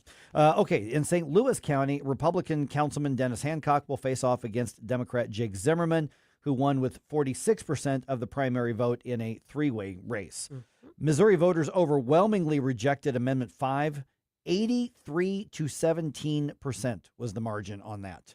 That's not a typo. I did not read that wrong. 83 to 17. Mm-hmm. Amendment 4 likely brought down farther by Amendment 5's defeat, but Amendment 4 was defeated by a similar margin, 80% to 20%. Amendments 1 and 2 easily passed as expected. Okay, in the area congressional races, Democrat Wesley Bell is headed back to Washington after beating former Congresswoman Cori Bush. This one wasn't close either. That was over 20-point spread here. 59 to 37%. He'll easily defeat Republican Paul Berry in November. Ann Wagner, Bob Onder, Jason Smith all easily won their primaries in very heavily Republican districts. In the 6th district, Chris Stegall won the GOP nomination with 44% of the vote in a 5-way race. Way to go, Chris. He's going to replace retiring Sam Graves. State Senator Rick Bratton will be the new 5th district congressman, winning the GOP primary in that newly gerrymandered district designed to give Republicans another seat in Congress. He will formally unseat incumbent Emmanuel Cleaver in November. The courts will decide if Missouri's new congressional map will be challenged by a referendum. On Tuesday, Secretary of State Denny Hoskins announced that he rejected the effort to put the map up for a vote. At issue is not the number of signatures turned into the challenge, the new congressional map, but the fact that the referendum itself is null and void by virtue of the fact that it is unconstitutional. Okay, so left-wing activist group People Not Politicians turned in over 350,000 signatures, which is far more than is needed to qualify for the ballot in normal circumstances. The group's already filed a lawsuit to overturn Hoskins' decision. I can't say I'm surprised by Denny's decision on this, but one of the questions is, does the Secretary of State have that authority-making power to say that's unconstitutional, therefore I'm not going to put it on the ballot? That's really what's going to be up in the law in the courts. Yeah, I certainly don't fault him for raising the question, but I don't know that that's his call. Right. And the courts will determine that. Okay, let's just call it what it is here. This is a stalling tactic to make sure that even with a favorable court ruling for the referendum proponents, that they don't get its decision in time to put it on the ballot in November. True. But the saving grace is it'll be on the ballot at some point, and you only have to have one person vote over more than 50%, and right. it'll go. Because Amendment 4 lost. Right. Yeah, there you go. Exactly. So, yay. So we'll see what happens with that. I again, it's one of those where the People Not Politicians literally is communist linked. That not hyperbolically, not proverbially, literally have links to the Communist Party of the United States. Yeah, that doesn't scare people the way it used to. And they got the signatures to put this on the ballot. And so the argument being, well, but this is one of the things that the state constitution doesn't permit to be challenged on the referendum. Yeah. That's what he's arguing. Therefore, and he may be right about that. He might be, yeah. But I don't know that it's his decision to make. Yeah, so we'll find out. This will work its way up through the process. I don't even know if this will work its way up fast because the time frames are passed for something likely to be put on the ballot in November. Yeah, I don't think there's going to be that urgency because I don't think there's any way it can be addressed, fixed, and be finalized before November anyway. Right. Yeah, exactly. Okay, St. Louis County voters reject the sales tax increase again.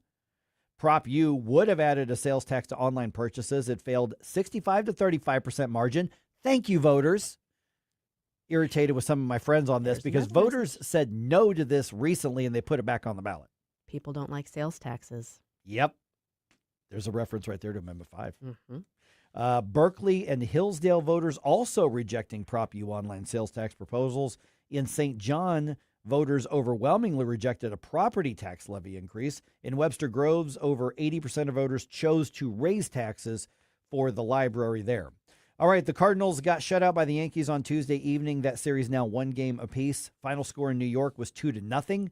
The final game of that series is tonight at 6:05. Andre Palante, who's clearly been the Cardinals' best pitcher this season, he will be on the mound for the Redbirds. He is trying to get his 12th win of the season. I don't think another Cardinal is anywhere near double-digit wins when it comes to pitchers this season so far.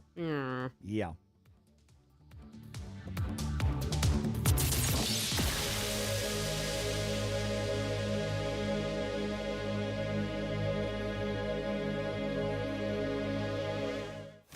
Hey everyone, this is Jesse from Reach Reproductive Health, and I need you to mark your calendar because on October 22nd, it's going to be a big night in St. Louis. It's going to be our 2nd annual Reach Gala, and it's happening at the factory. Incredible live music, powerful speakers, a night to celebrate life, and to support the Reach mission. Stay tuned to find out who's taking the stage. I promise you won't want to miss it. Registration is open right now at outreachforlife.org/gala. Dozens of out-of-state law firms are crashing into St. Louis trying to get your business. My advice, rely on a hometown firm. Under Law has been here for years. There are lawyers raising their families right alongside yours. And when you're injured by someone's careless actions, you are entitled to full compensation. You want lawyers who will not bend to big insurance, but will stand defiantly protecting you. Under Law, O-N-D-E-R, underlaw.com. Under wins. A Disney cruise is no ordinary vacation. It's an adventure, a fairy tale, a dream. Step aboard and discover where favorite Disney characters meet fun for the whole family, where total rest and relaxation meet the ultimate escape and excitement, where a dream vacation meets a magical cruise. Only on Disney Cruise Line, where magic meets the sea. Magic Expeditions will make planning your Disney cruise easy. Reach out at magicexpeditions.com. KLGY HD3 Clayton, K270BW Bellefonte, KNBS Bowling Green. This is News Talk STL at 1019, 94.1, and always streaming at NewsTalkSTL.com. On Hall, I'm Rich Thomason. Michigan's Democratic U.S. Senate primary, it's a real cliffhanger. Leftist Abdul El Sayed leads the establishment candidate Haley Stevens by a razor-thin margin. Former Salem Radio Network talk show host Chris Stigall has won the Republican primary for Congress in Missouri's 6th congressional district, beating 4 opponents. Stigall is favored to win in November in the heavily Republican Missouri district. Democratic Congressman Wesley Bell has defeated former squad member Cori Bush in the Missouri primary. President Trump predicts it won't be long now, expects a deal with Iran on the Strait of Hormuz to come either today or tomorrow. The Ukraine-Russia war drags on. The latest Russian missile barrage on Kiev has killed at least 17 people, wounding scores more.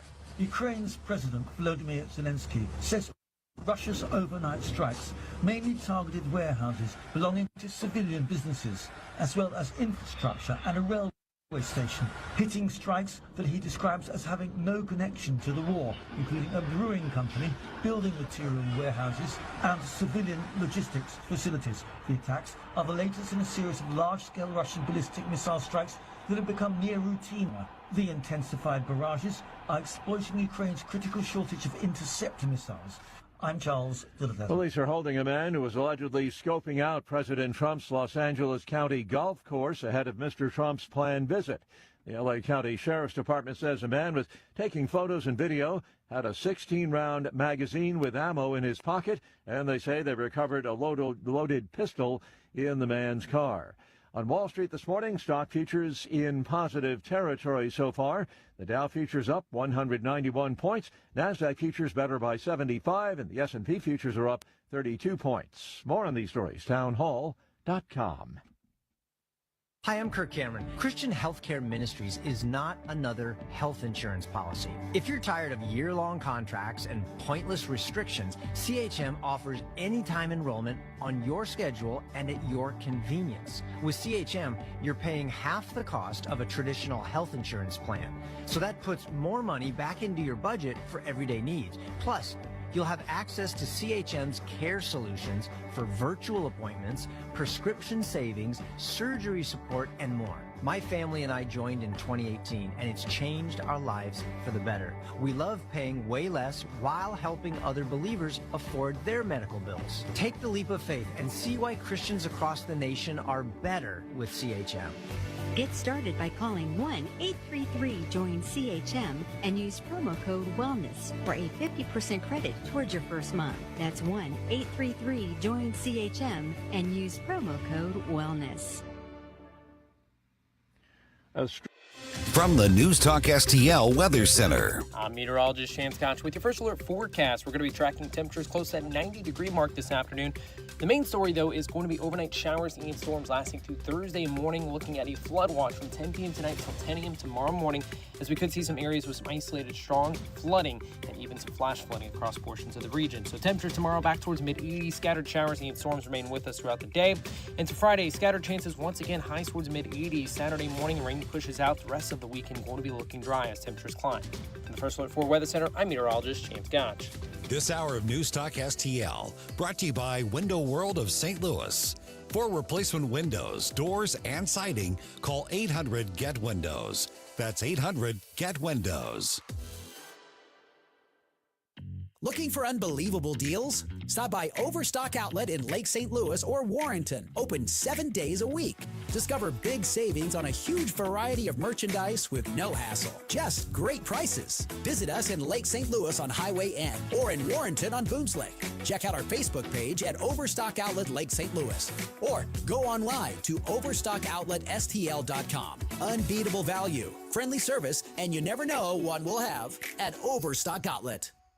Hi, I'm Dr. Alan Link, owner of the Dental Link. You've heard ads about teeth in a day, but did you know that you will be chewing on plastic, acrylic teeth? Here at the Dental Link, we can give you porcelain crown and bridge teeth utilizing mini dental implants that function much more like real teeth at about half the cost. Plus, mini dental implants are less invasive, less painful, and your recovery time is much shorter. Give us a call at 314-794-6464 or simply visit us today at thedentallink.com.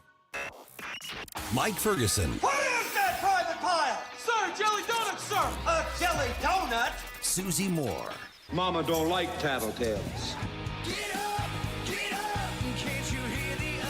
Get up, St. Louis. So it's time to get out of bed. Pour yourself the greatest cup of Kofifi the world has ever seen.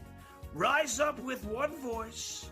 Drain the swamp and take back our country. Today's the day we're going to do it, and it's time to do it right now, believe me. Mike Ferguson in the morning on News Talk STL.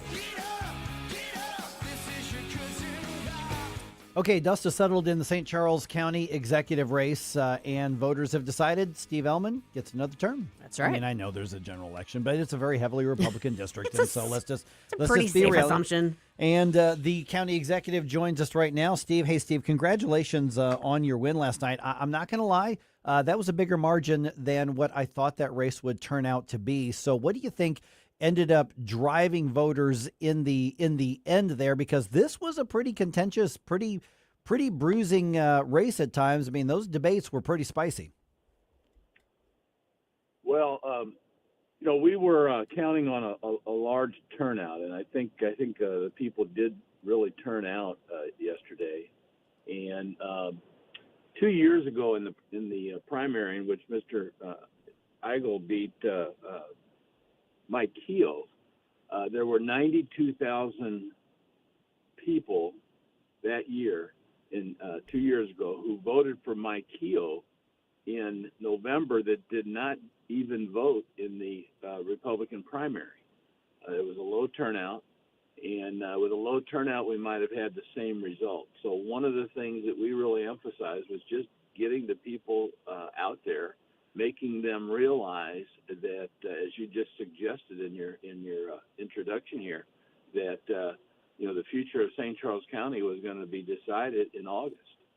And if you cared about the future of the county, you needed to get out and vote in August in the Republican primary, and they did, and I won. And like you, I'm surprised at the margin. Not that surprised at the outcome. Good morning, Steve. This is Susie. You mentioned the growth of St. Charles County. Obviously, the county has been experiencing a lot of growth, and you've been presiding over a lot of that. What are you looking into this next term? What are you looking to do to address that balance that it needs to be struck between, encouraging the growth and the thriving atmosphere without it growing too fast and running into the issues that brings with it? Well, in the 19 years that I've been county executive, you know how much money we've spent to advertise St. Charles County and encourage people to move here?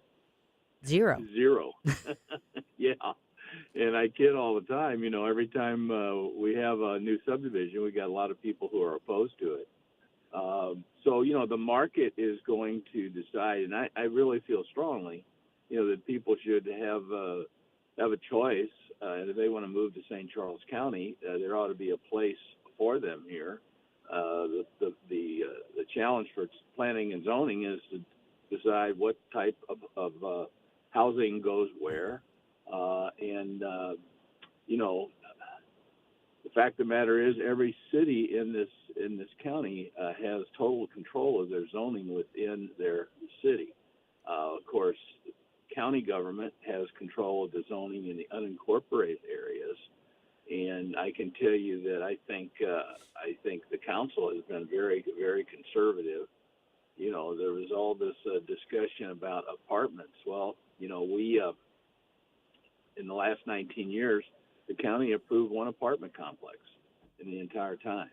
So, the people who feel strongly about that issue need to continue to raise that issue with the cities.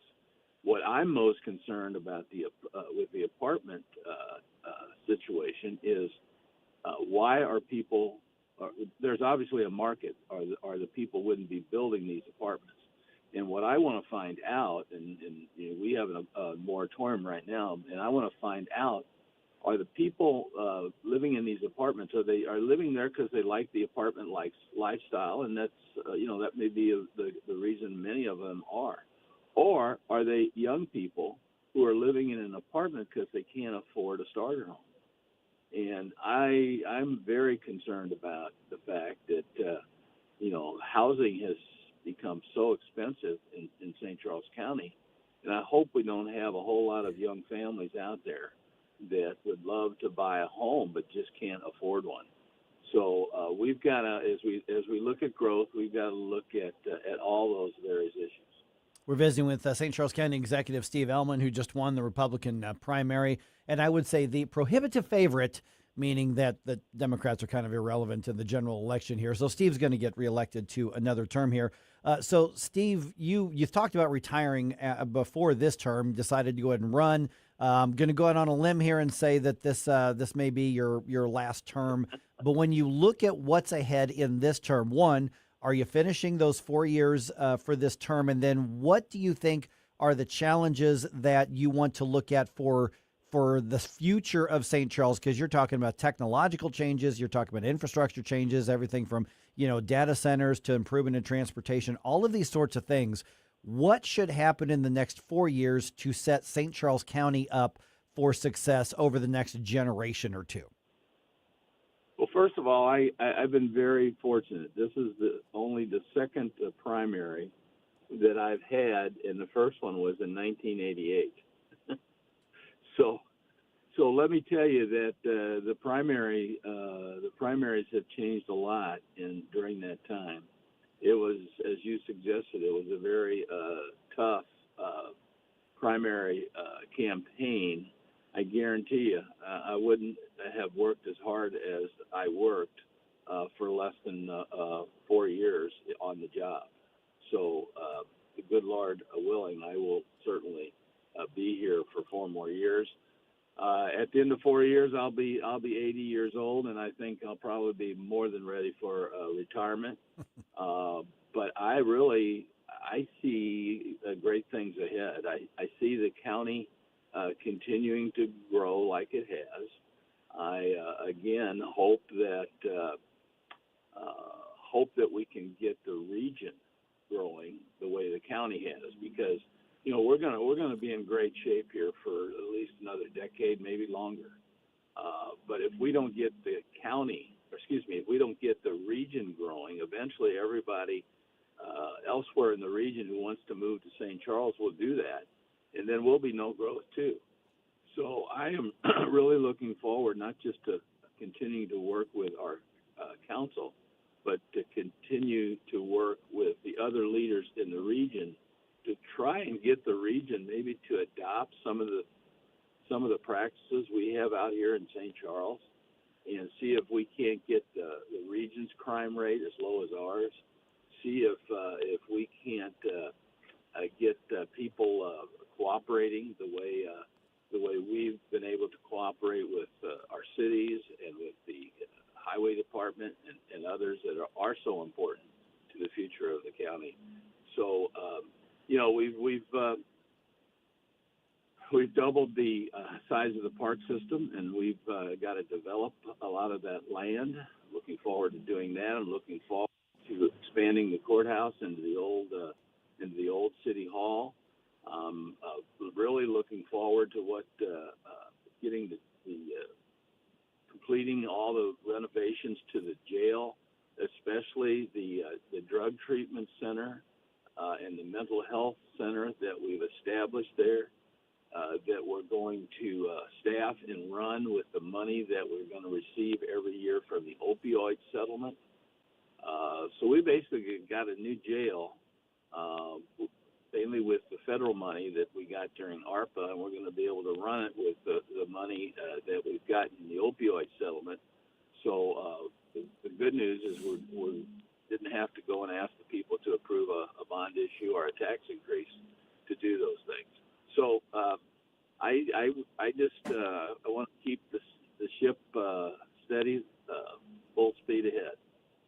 Steve, on the development front, obviously one of the biggest issues animating voters and people in general at this point is the whole data center debate. Where does St. Charles County stand on that in terms I know you proposed a 6-month moratorium on that, but in terms of looking at the pros and cons of data centers, where do we stand on that? Well, the main reason we wanted a moratorium is so we can study it now when there's not an actual specific proposal out there. Look at the general concept of a data center, and there seems to be more and more evidence coming out, both pro and con, every day. So what I want to do, and what we plan to do, is have bring in the experts on both sides, hear the pros and the cons, and look at it before somebody proposes something in a specific area, because once they do that, then of course it becomes a big issue with the people in that neighborhood. So we need to find out whether these things are of any value whatsoever. And if we decide they're not, then we need to totally ban them. If we decide that they might work in the right place at the right time with the right conditions, then we'll be ready if somebody brings us a proposal to look at it objectively. And this is a very emotional issue right now, not just because of all the environmental questions that are out there and the quality of life issues about living near these things, but because the whole AI thing right now has a lot of people very concerned. They're hearing conflicting reports about whether this is going to be great for the economy and for jobs, while others are saying it's gonna kill jobs. So right now it's very emotional. When a specific project is proposed in a specific area, like we had with the city of St. Charles last year, it becomes even more emotional. So what I want to do is let's take a good look at it now before there's anything proposed in the county, so we can look at it objectively. And then, quite frankly, with the projects that have been approved elsewhere, I don't anticipate anybody wanting to put one in St. Charles County. But if they do, hopefully we'll be able to address it objectively on the council level. And of course, at that point, we'll need to hear from our constituents. And like I said, I don't know at this point. I don't know enough to. I can't imagine approving a data center, but at the same time, I don't know enough to ban them forever. So we'll study it and we'll see what happens. All right, County Executive Steve Ehlmann just essentially reelected to another term at the helm of St. Charles County government. Congratulations, Steve, on your win, and we'll talk to you again soon. Thanks so much. Thanks, guys. Congrats, Steve. All right, a reminder, this is Wednesday, which means it's Bump Day. So that means it's time for you to get your requests into Jerome for Bump Music for Flashback Friday. Jerome, do we have a theme this week? I want those comeback 80s songs. The fight's not over yet. The comeback songs. So get those requests into Jerome at NewsTalkSTL.com. Making cold mind to fight your war. Stop it right now. I have had enough of this. Turn my eyes to your indifference. All right, anytime you're talking about like home remodeling, home repairs, that's a big purchase. It's a big concept, big item. So you want to make sure that you are going with a reliable product, with a reliable company, one that's known in the community, has a good reputation, which is why I'm here to talk to you about Window World. You know why? They've got a good, solid product. Their windows are durable, they're secure, they're energy efficient, and they're built with double-strength glass that you don't typically see in replacement windows. Plus, they're covered with a lifetime warranty that includes parts, glass breakage, and labor. That's a big deal. And they don't just do windows. They can help with siding, doors, basically everything on the exterior of your home except for your roof or garage door. It's Window World's commitment to customer service, though, that really shines. Because unlike a lot of companies, Window World customer service team is available 7 days a week. So if you got a question, you got a problem, you got a concern, you can always get a hold of them. And that commitment to customer service shows. Over half of their appointments come from repeat customers or referrals.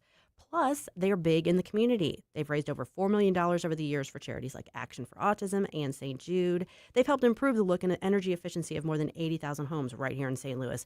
Plus, the St. Louis location has been owned, operated, and managed by born and raised St. Louisans for more than 23 years. Plus, right now, they're offering 36 months same as cash financing with approved credit. So if you've been putting it off, been worried about whether or not you're ready to do it, now is the perfect time to act. Call Window World at 1-800-GET-WINDOWS.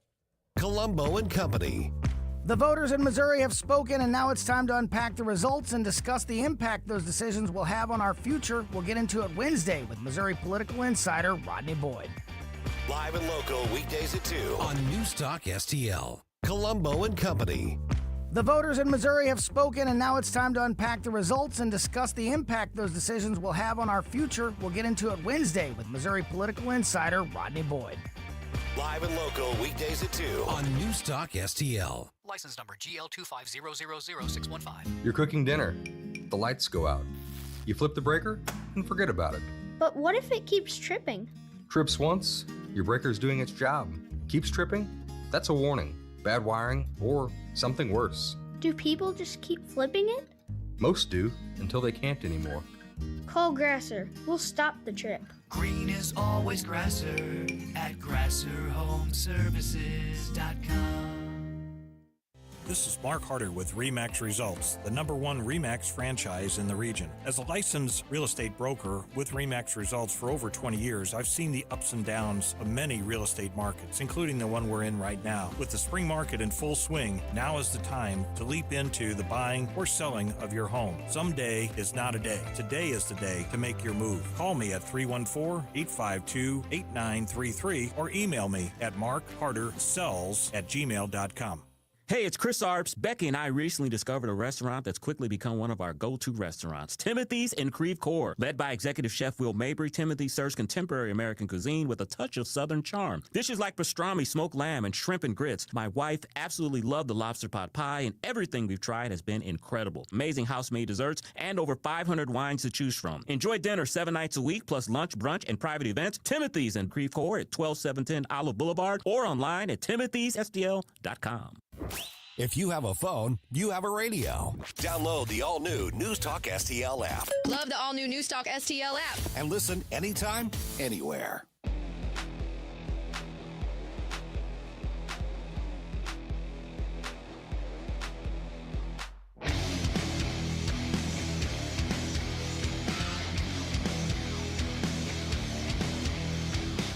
I love that you're starting your day off right with Mike Ferguson in the morning. It's your boy Joe Pags. Talk to you tonight. But now let's get back to Mike. Just heads up, based on some of the social media conversations we're having, I may call an audible on this segment here in just a minute and get into the we talk about wanting the politicians to listen to the people. Do we need to be listening to what was said yesterday? I would submit yes. Okay, so I may call that audible here, and I'm talking about our show sheet and Gotcha. all my brilliant planning that I do every morning that sometimes I throw out the window. All right, tax increase proposals get the cold shoulder from voters around here again. Maybe politicians should be listening and say, they've rejected this more than once. Maybe we should stop trying to do it. But for the most part, that's what voters said. All right, a lot going on around the country here. RedState.com is your source for the news and for the opinion of the news, and a quick way to have a clearinghouse of the news stories out there, RedState.com. So, Susie, busy time for your staff right now. What are we looking at first? This is the Red State Rundown. You're telling me it's busy. I'm editing all these articles, and we're putting out a lot of them every day. Up front today, though, this is important. This just broke this morning. Ben Smith has it. GOP rep Chuck Edwards calls it quits after damning ethics report. I don't know if you saw this come out yesterday. I have not seen this, no. So he's a representative from North Carolina, and he had an ethics report and a recommendation of censure come out because of inappropriate behavior towards staffers. Now, there's no indication that there was anything illegal that happened, or even outright sexual harassment type situation, but it was inappropriate behavior, and he's going to be censured for that, and now he's decided he's not going to run again. So now the GOP in North Carolina is going to have to scramble to put a candidate on the ballot to run in November and hold on to that seat. Okay, is that a reliably red, or is that it was already going to be a close call. It was good, so it's kind of a purplish It could race. be a toss-up now. Oh, boy, yes, okay. yeah, a little dicey there. So Mike Johnson just sprung another gray hair. Poor guy. Yes. Terry Christoph has this one. It happened again. Armed lunatic caught scoping out Trump's security ahead of president's arrival. Yeah, on a golf course out in California, armed guy was out there ahead of the president's visit there today or yesterday, scoping things out. So thankfully he was apprehended, but like she said, it happened again. Yeah. Terry's got the rundown of that. And then from Sister Told-Ya, probably comes as very little shock. Susan Collins announces her opposition to Todd Blanche as the AG nominee. Here's what he'll need to be confirmed. Now, I have something to say about that. Okay.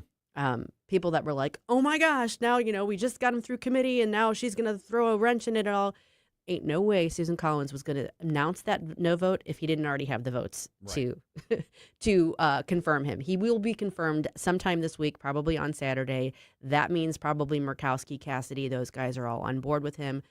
Trust me, this was all worked out ahead of time. Susan needs that vote, that no vote for her credibility in Maine. This is all politics, guys. It's a little bit of kayfabe going on It there. is, absolutely. So no fear.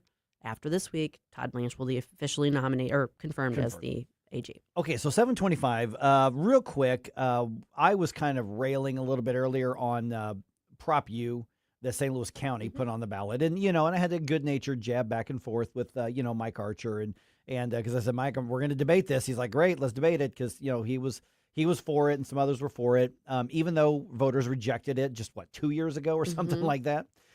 So Prop U's were on the ballot, not just countywide, but in a couple of small municipalities as well. Voters said no, and it wasn't even close again. So this is one of those where part of what I was frustrated with is, first of all, it was a tax increase that at a time when we don't need any tax increases at all. And secondly, we already said no to this. And it wasn't that long ago. And so a frustration, even amongst my friends, is that when voters tell you that, you got to listen and learn your lesson. So what's the lesson the politicians need to be learning from that is, okay, that means more, even painful spending cuts need to happen, or more incentives to grow is what needs to happen. But don't put more tax increases on the ballot right now. Yeah. That's it's pretty straightforward. Okay, so we just have a few minutes left here. So interesting, I'm going back and forth with some folks regarding amendments 4 and 5 last night. It's not even just, listen, losing by 5 or 6% in politics is considered an overwhelming loss. We're talking 80 to 20. Yeah. We are talking massive. Now, the flip test is, had we won 51% of the vote, 52% of the vote, we would rightly be celebrating. Yes. And we would make the argument that we made the case, voters knew what they were voting on, and they approved it.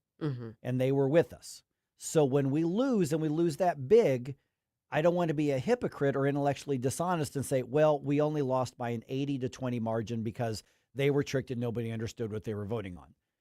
Now, were there some people, was the messaging bad? Was the ballot language subpar? It even yes. Yes. It absolutely was. All true. When you lose 80 to 20%, that's not just a messaging issue. That is, voters saw what was on the ballot and said, I disagree with you. No. And so if we want to move the state in the right direction, we want to get rid of the income tax, we want to have some kind of reform on our referendum and initiative petition process, then we need to look at not just, gee, we should have run a different ad. We have to put a different product before people. When most of the majority of the Republican voters said no, the problem was they ran better ads than we ran, and they ran better ads than we ran. The problem is we put something before voters that they didn't want. It wasn't sufficiently appealing to persuade them to change what we've got. So if we say the people spoke, God was with us, whatever, when we win, then we have to be willing to say we lost, and it can't be a matter of, well, if we lose, therefore everybody was fooled and tricked. But when we win, then we made the case and appealed to their better nature, and people intellectually agreed with us. It's one or the other. You can't put it both ways here. We put something on the ballot. We supported something that 4 out of 5 voters said no to. Were some fooled and tricked? Absolutely. Sure. And when you look at like the pro-abortion amendment of a couple years ago, 1.5% margin or whatever, yeah, there were people who were fooled and tricked, and that probably made the difference. I think that's a safe argument. Yeah. 80 to 20 says voters looked at this and said, So if we want to win in the end and move Missouri, in this case, in a better direction, we can't sit back and go, well, it's your fault you rejected it 80 to 20. What was put on the ballot wasn't appealing or marketable. We need to be honest with ourselves enough to say why. Yes, absolutely. Now, when you say we, who all is we, and how do we do? I almost lost it. My coffee there. I went to put my elbow down, and we almost had a moment here. We on the almost had a morning moment. Here's the stupid thing, because this is on my left side where I can't see out of my left side because, and I went and put my elbow down. I just went, whoops, I literally missed this console, which is literally like 12 feet long and about 6 feet. Anyway, sorry, good. So when we are trying to assess what we did wrong or what we can do better, I do think we need to actually look at who the we is and how the we moves forward, because it isn't a party thing necessarily. I agree. I think it goes deeper than that, and we don't have the time to get into it here. But I think there needs to be some very, very meaningful reflection on a number of different aspects of what happened here. Because a lot of Republicans bailed. In Amendment 5, listen, there were fair questions about it. I think that there wasn't a strong enough case made for something that complex. And whereas that big the of a change. opposition to that were able to scare a lot of people. Amendment 4, conservatives bailed on a very conservative thing. Yep. That one should have been a slam dunk. This one should have been a slam dunk, and we lost 4 out of 5 votes. Let's be honest about that.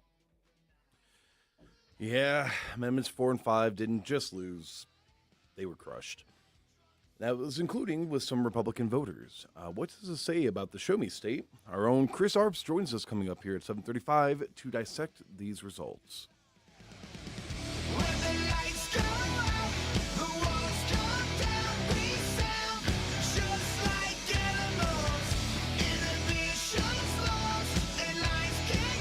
Mike Ferguson in the morning. I lost the battle at 5 o'clock, but I won it back again at 7! On Newstalk STL.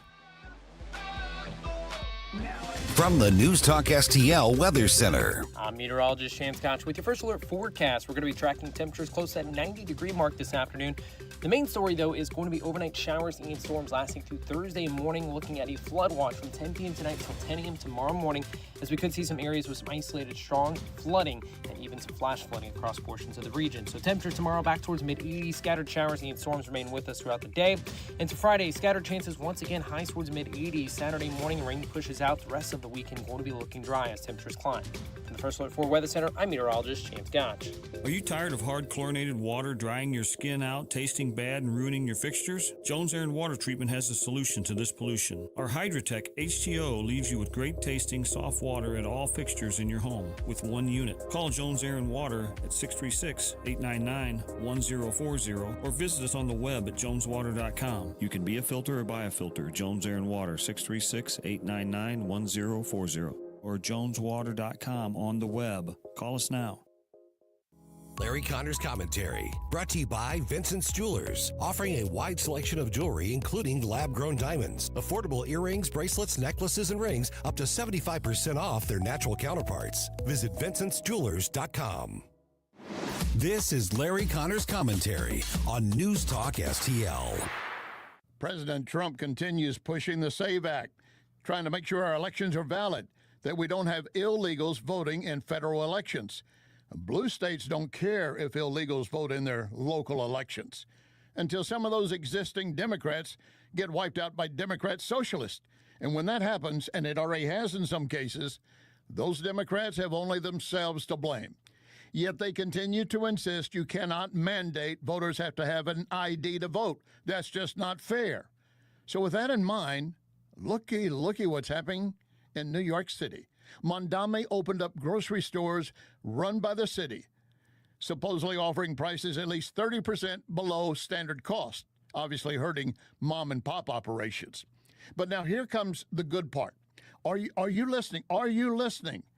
If you're going to buy anything in the Mondami stores, you have to have some form of ID. Yes, based on leftist claims against requiring ID, I guess newly married women who don't have a new ID will starve. You have to have an ID. You just can't make this stuff up. Get more Larry Connors on Larry Connors USA. Tonight at 6 on News Talk STL. I'm Dr. TJ, owner of the Institute of Natural Health, co-owner of Optimal Nutraceuticals, and the host of Wellness One. Wellness One is designed to cut through the nonsense and provide you common sense science-based information regarding health and wellness. On the show, we discuss topics like thyroid health, gut health, hormone optimization, and many others. Our show airs Saturdays at 10 a.m. and 2 p.m. and Sundays at 11 a.m. and 3 p.m. right here on NewsTalkSTL. And you can visit us at inhstl.com. That's inhstl.com. There's something magical about walking into your backyard and knowing your family is completely safe and secure. Hi, I'm Sean Long, owner of STL Fenceworks. That's the feeling my team and I have been creating for metro area families for more than 50 years. Whether you're adding your first fence or finally creating the outdoor sanctuary you've always wanted, we offer premium vinyl and stunning ornamental options, all designed around your family's specific needs and lifestyle. While other companies struggle with supply delays and rising costs, we've always proudly used all American-made materials, which means better pricing and faster installation for you. Our experienced craftsmen exemplify our motto, your satisfaction is our passion. From Warrenton to Wildwood, your neighbors trust us because we live here too, and we care about your project as much as you do. Right now is the golden time to build with flexible financing options and a commitment to completing your fence on time and on budget. Visit stlfenceworks.com. Whether at home or at work, you're mobile. So when you're mobile, stay mobile. Keep St. Louis's home for conservative talk with you wherever you go. Download the News Talk STL app in the App Store or at newstalkstl.com.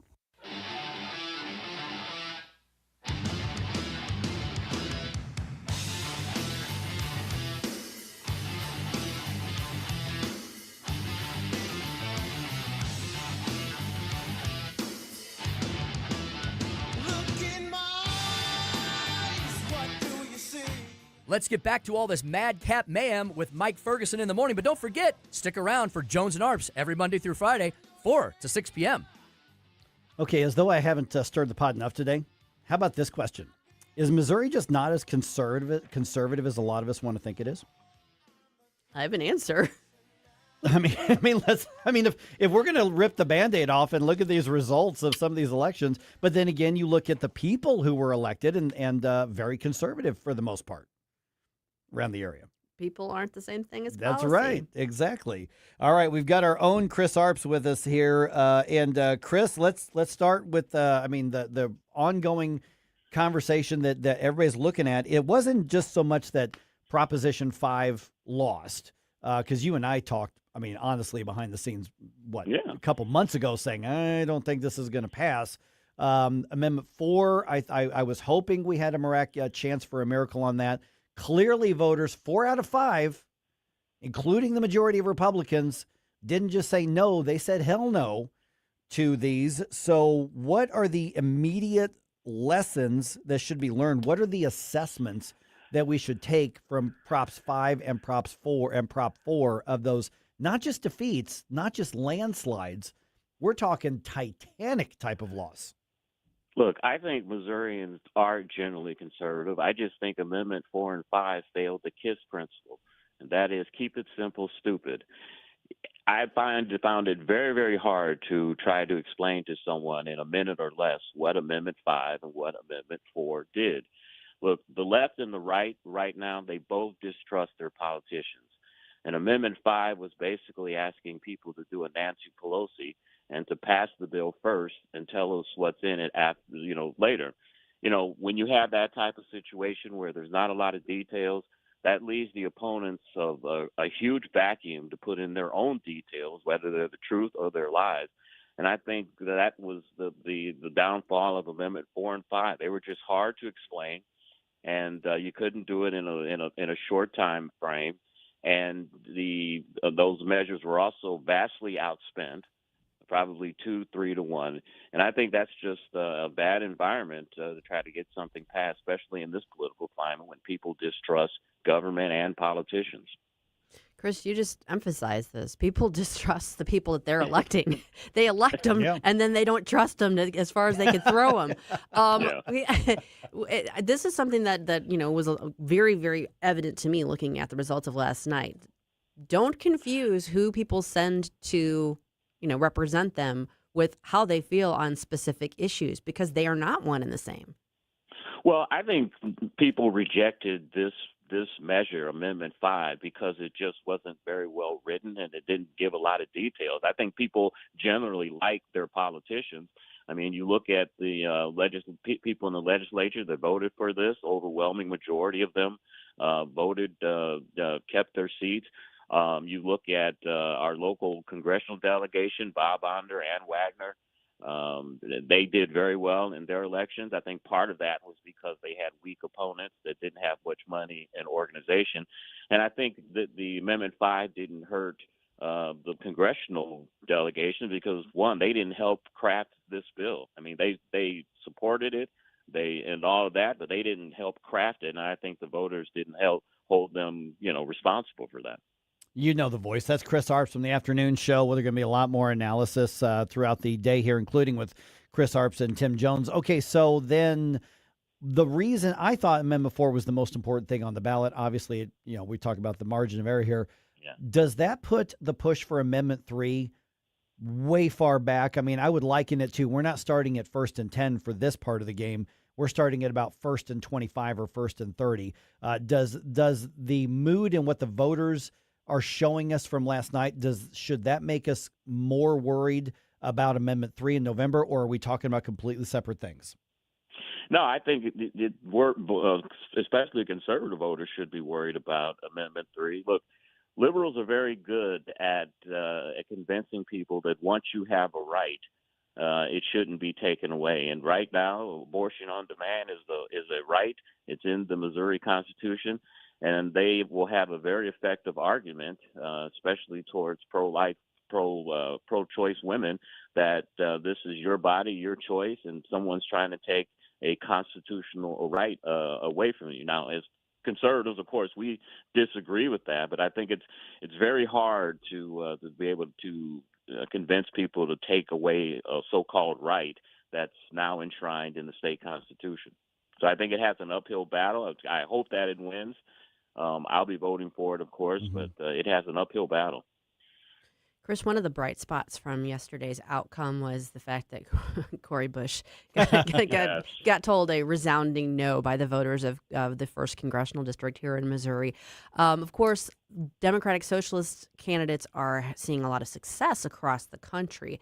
Is this just a matter of bad candidate, or possibly are voters in the St. Louis area still not necessarily all on board with the socialist agenda? Look, St. Louis is pretty liberal. St. Louis County is pretty liberal, but I don't think the voters here, the Democrats here, are at the DSA level yet. Look, there are several things that didn't work in Cori Bush's favor. One, I read in the paper she was outspent 27-1, and as you guys know, money is the mother's milk of politics, and if you can't get your message out, you're going to have a uphill battle.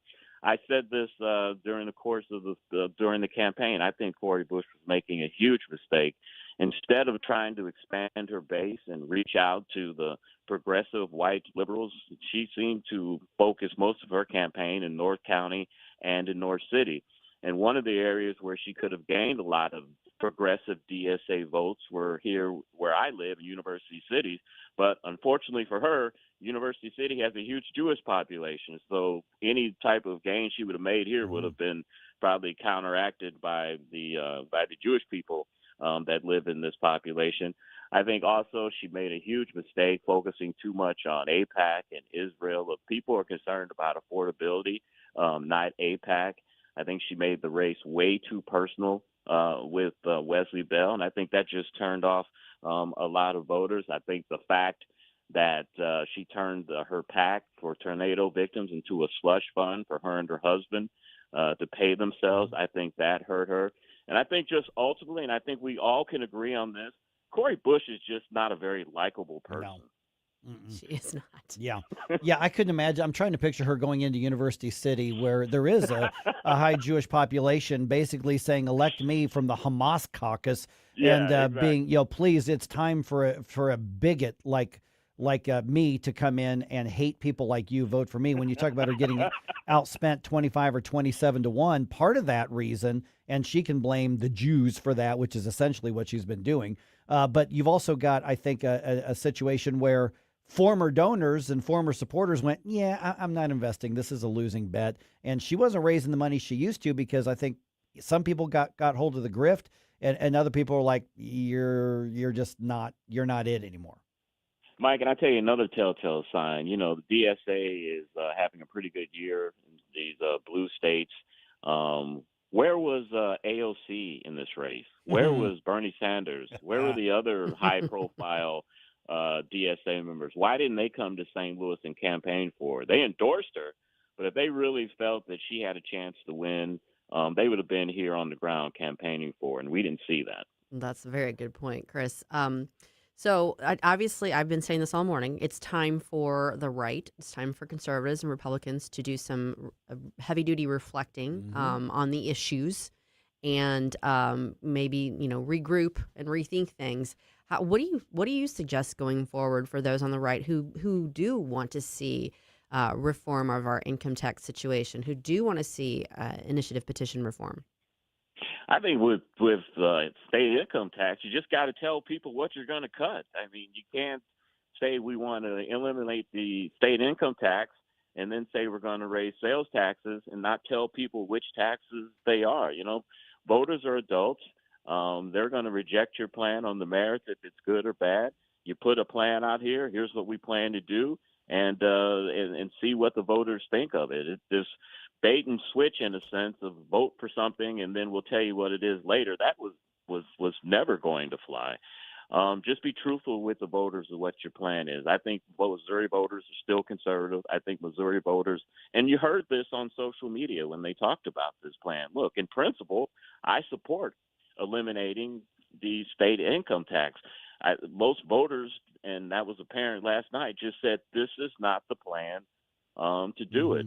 You know, Amendment 4, I don't know. I mean, I'm worried about that. You know, we've heard talk that Missouri is going to turn into Colorado and California because it's easy to amend their state constitutions like it is ours.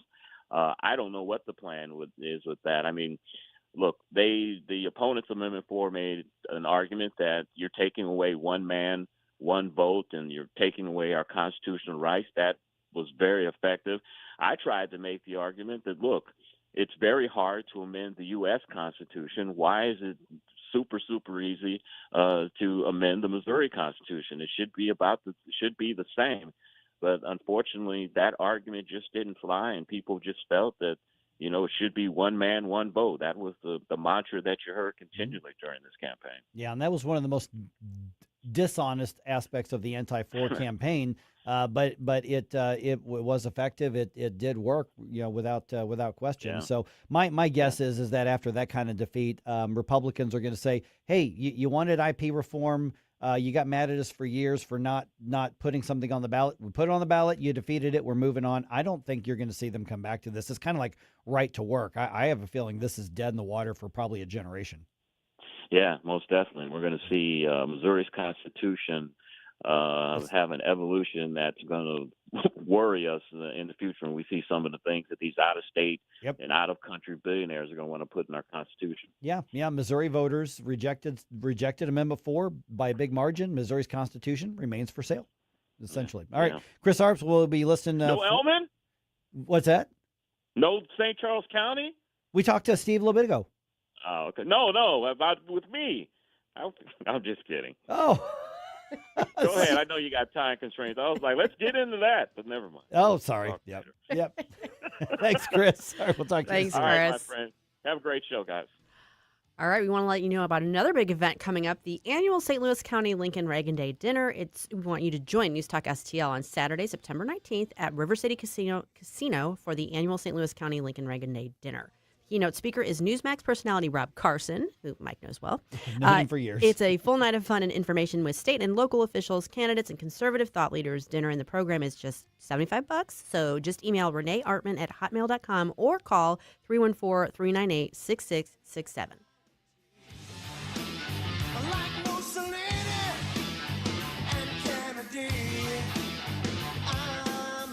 Hey, it's Vic Porcelli. We're sitting here with our great friend, Chris Cooper. Hi, Chris. What's going on, Vic? How are you? I hear you wrote another book. This one's an e-book. Is that right? The Business Owner's Playbook for Financial Clarity. So it is a great book for entrepreneurs, a very short guide, give people, business owners, the ability to understand key questions that are important, such as succession planning, legacy planning, getting the IRS out of our pockets, right? Because do you like paying taxes? I do not. I don't think anybody likes paying taxes, right? That just makes sense. And then always talking about protection. And then the other thing from a business owner perspective, what is the biggest asset a business owner has? Probably their business itself, right? We need to make sure we understand what the value of that business is as well. So this new book, I'm sure, is incredibly expensive, right? How much? No, it's a free resource. Oh, it's free. We provide guidance, we provide education because we want to make sure people feel educated and understanding because sometimes you don't know what questions to ask, and we need to make sure we help arm people with information to ask the right question. Reach out to Chris and Stacy today at SerenityWealthNow.com. Investment advice offered through Fortis Capital Advisors, LLC. Every 40 seconds, a child disappears. That's 2,000 children every single day. Find the Children is a nonprofit organization fighting to bring them home, but we can't do it without you. Your unwanted car, running or not, can help find missing kids, reunite families, and support the search and rescue efforts that protect children every day. We'll pick it up fast and free with a 24-hour response, and your donation may qualify for a tax deduction. Find the Children provides crucial resources to help locate missing children and educational programs that teach kids how to recognize and avoid predators before it's too late. Together, we can give families hope and bring children home where they belong. Donate your car today and help bring a child home. Find the Children, because every child deserves to come home. 800-757-1340. 800-757-1340. That's 800-757-1340. This advertisement was paid for in partnership with Cars R Us and Find the Children.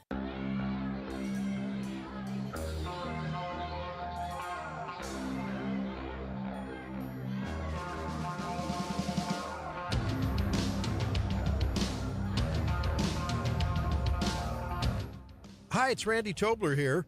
Pour a big cup of coffee and catch my show every Saturday morning from 6 to 9. Right now, it's back to Mike Ferguson in the morning here on News Talk STL. All right, the conversation about Amendments 4 and 5, we can't seem to get away from that. We'll touch on that again throughout the morning. Big deal. Here. We do know what Missouri's next lineup of Congress critters is going to be, and the battle over Missouri's new congressional map, not over yet. No. Yeah. 7:52, we got a few minutes to do another news dump here. Let's go. The Morning News Dump, brought to you by STL Fenceworks. Successful dump. Wake up, America. It all worked out. They got all the news. The Morning News Dump. Steve Ehlmann will continue serving as St. Charles County executive for another term. We just spoke with him a little bit ago. If you want to find out how he views what's ahead for St. Charles County, what he wants to do, just make sure you're subscribed to the News Talk STL podcast, especially Mike Ferguson in the morning. Steve won the Republican primary, 48% to Bill Eigel's 32%, with Jason Law getting 19% of the vote. There is a Democrat in the general election, but let's be honest, in St. Charles County, the Democrat doesn't matter. All right, in St. Louis County, Republican Councilman Dennis Hancock, who we are going to be visiting with here in about 10 minutes or so, I guess. He's going to face off against Democrat Jake Zimmerman, who won the Democratic primary with 46% of the primary vote. That was a three-way race there. Of course, we already know about Amendments 4 and 5, went down in flames in a huge way. In the area congressional races, going through these as fast as I can here, Democrat Wesley Bell headed back to Washington after beating former Congresswoman Cori Bush, 59 to 37%. He will obviously have no problem with Paul Berry in November. That race is done. Ann Wagner, Bob Onder, Jason Smith all easily won their primaries in a very heavily Republican district. In the 6th district, Chris Stegall won the GOP nomination, 44% of the vote in a five-way race. Yep. So in a five-way race, 44% is pretty impressive. Yeah. So basically, we'll have two new Congress critters from Missouri, but the biggest difference is that both of them will be Republican as opposed to one of them being a Democrat. Right. Yes. Let's see here. Chris Stegall is replacing Sam Graves, who's retiring there. The other race where there is going to be a flip, that's the 5th district. State Senator Rick Bratton will be the new 5th district congressman, winning that GOP primary. Now, remember, the 5th district, that's that one that's drawn and gerrymandered to make sure Republicans win. So he will formally unseat incumbent Emmanuel Cleaver come November. All right. Okay, so speaking of those congressional races and those congressional maps, all right, the fight's not over on those. The courts are going to end up deciding if Missouri's new congressional map can be challenged by a referendum. On Tuesday, Secretary of State Denny Hoskins, really just hours after he was visiting with us here on this show, announced that he rejected the effort to put that map up for a vote. At issue is not the number of signatures turned into the challenge, the new congressional map, but the fact that the referendum itself is null and void by virtue of the fact that it is unconstitutional. Okay, so left-wing activist group People Not Politicians turned in over 350,000 signatures, which is far more than what's needed to qualify for the ballot in normal circumstances. The group has already filed a lawsuit to overturn Hoskins' decision, and the question, one of the main questions, is does the Secretary of State have that gatekeeping power legally to say you may have the signatures, you may have gone through the process, but the content is not something that the Constitution allows to be put on the ballot? Is that the Secretary of State's role? And I don't know the answer to that. I don't know it. I don't know the answer either. My instinct is that it is not. The courts will certainly decide that issue. But yeah, my instinct says no, but I haven't looked into it. And in all likelihood, this is strategic in that the court process is going to take a while, but this guarantees, even with a favorable court ruling for People Not Politicians, this guarantees that there's no way, even on an emergency basis, it can be ordered onto the ballot in November. So there's some gamesmanship that's happening here, too. St. Louis County voters reject a sales tax increase again. Prop U would have added a sales tax to online purchases. It failed basically 2/3 to 1/3, essentially. Berkeley and Hillsdale voters also rejected Prop U online sales tax proposals. And by the way, the county voters just voted this down 2 or 3 years ago. The exact same thing. So we've said no, and now we've said we mean it. So you're not saying there's a chance? No, in St. John, voters overwhelmingly rejected a property tax levy increase, and in Webster Groves, over 80% of voters did choose to raise taxes. That is for the library. That was a property tax increase there. Okay, let's see. What do we got here? Cardinals. They get shut out by the Yankees on Tuesday. That evens the series at 1 game apiece. It was funny. The first game was like 13-7 or something crazy like that, and then it was 2-0.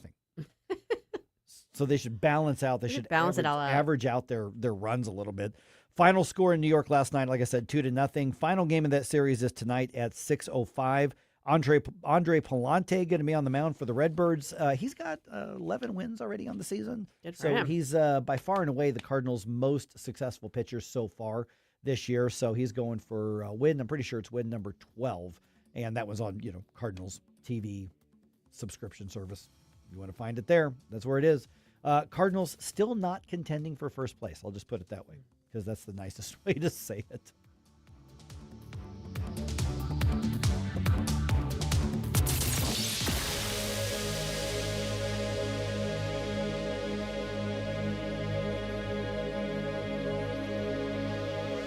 Hey, Columbo here for Rockwood Charcoal. Rockwood is made from 100% pure Missouri oak and hickory, so you're cooking with the best and supporting local industry and a local business all at once. There's over 100 area Rockwood retailers. Find yours at rockwoodcharcoal.com.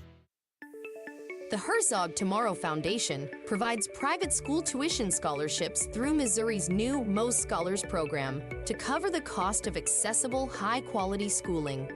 Hi, this is Mayela Esser with the Herzog Tomorrow Foundation. Our private school tuition scholarships wouldn't be possible without the support of generous Missouri taxpayers.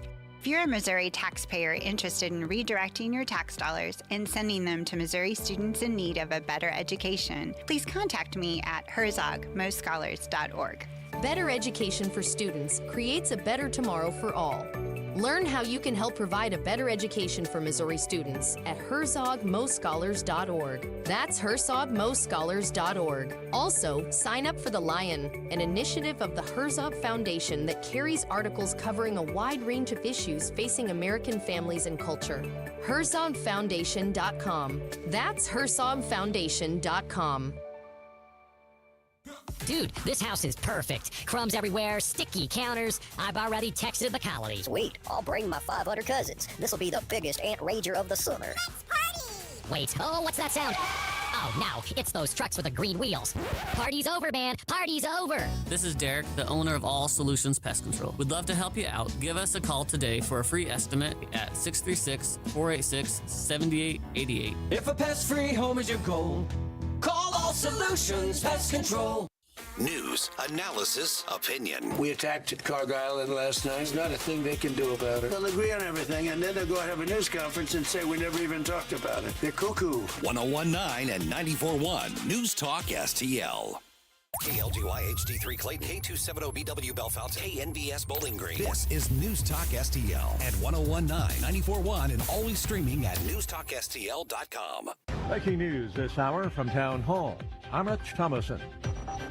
As the vote count has continued in Michigan, the Democratic U.S. Senate primary has remained razor close. More than 95% of the vote now in. We knew that this was going to be a close race, and that's exactly what we've got. You're listening to Michigan Congresswoman Haley Stevens after primary voters deliver a nail-biting finish in the Abdul El Sayed Stevens Senate battle. A close race, not the 10-point lead polls predicted for an El Sayed win. Votes still being counted in the wee hours. Turns out it takes a long time to count some votes in Michigan. Laura Winters reporting. Former Salem Radio Network talk show host Chris DeGaulle won the Republican primary for Congress in Missouri's 6th congressional district, beating 4 opponents. Stegall is favored to win in November in the heavily Republican Missouri district.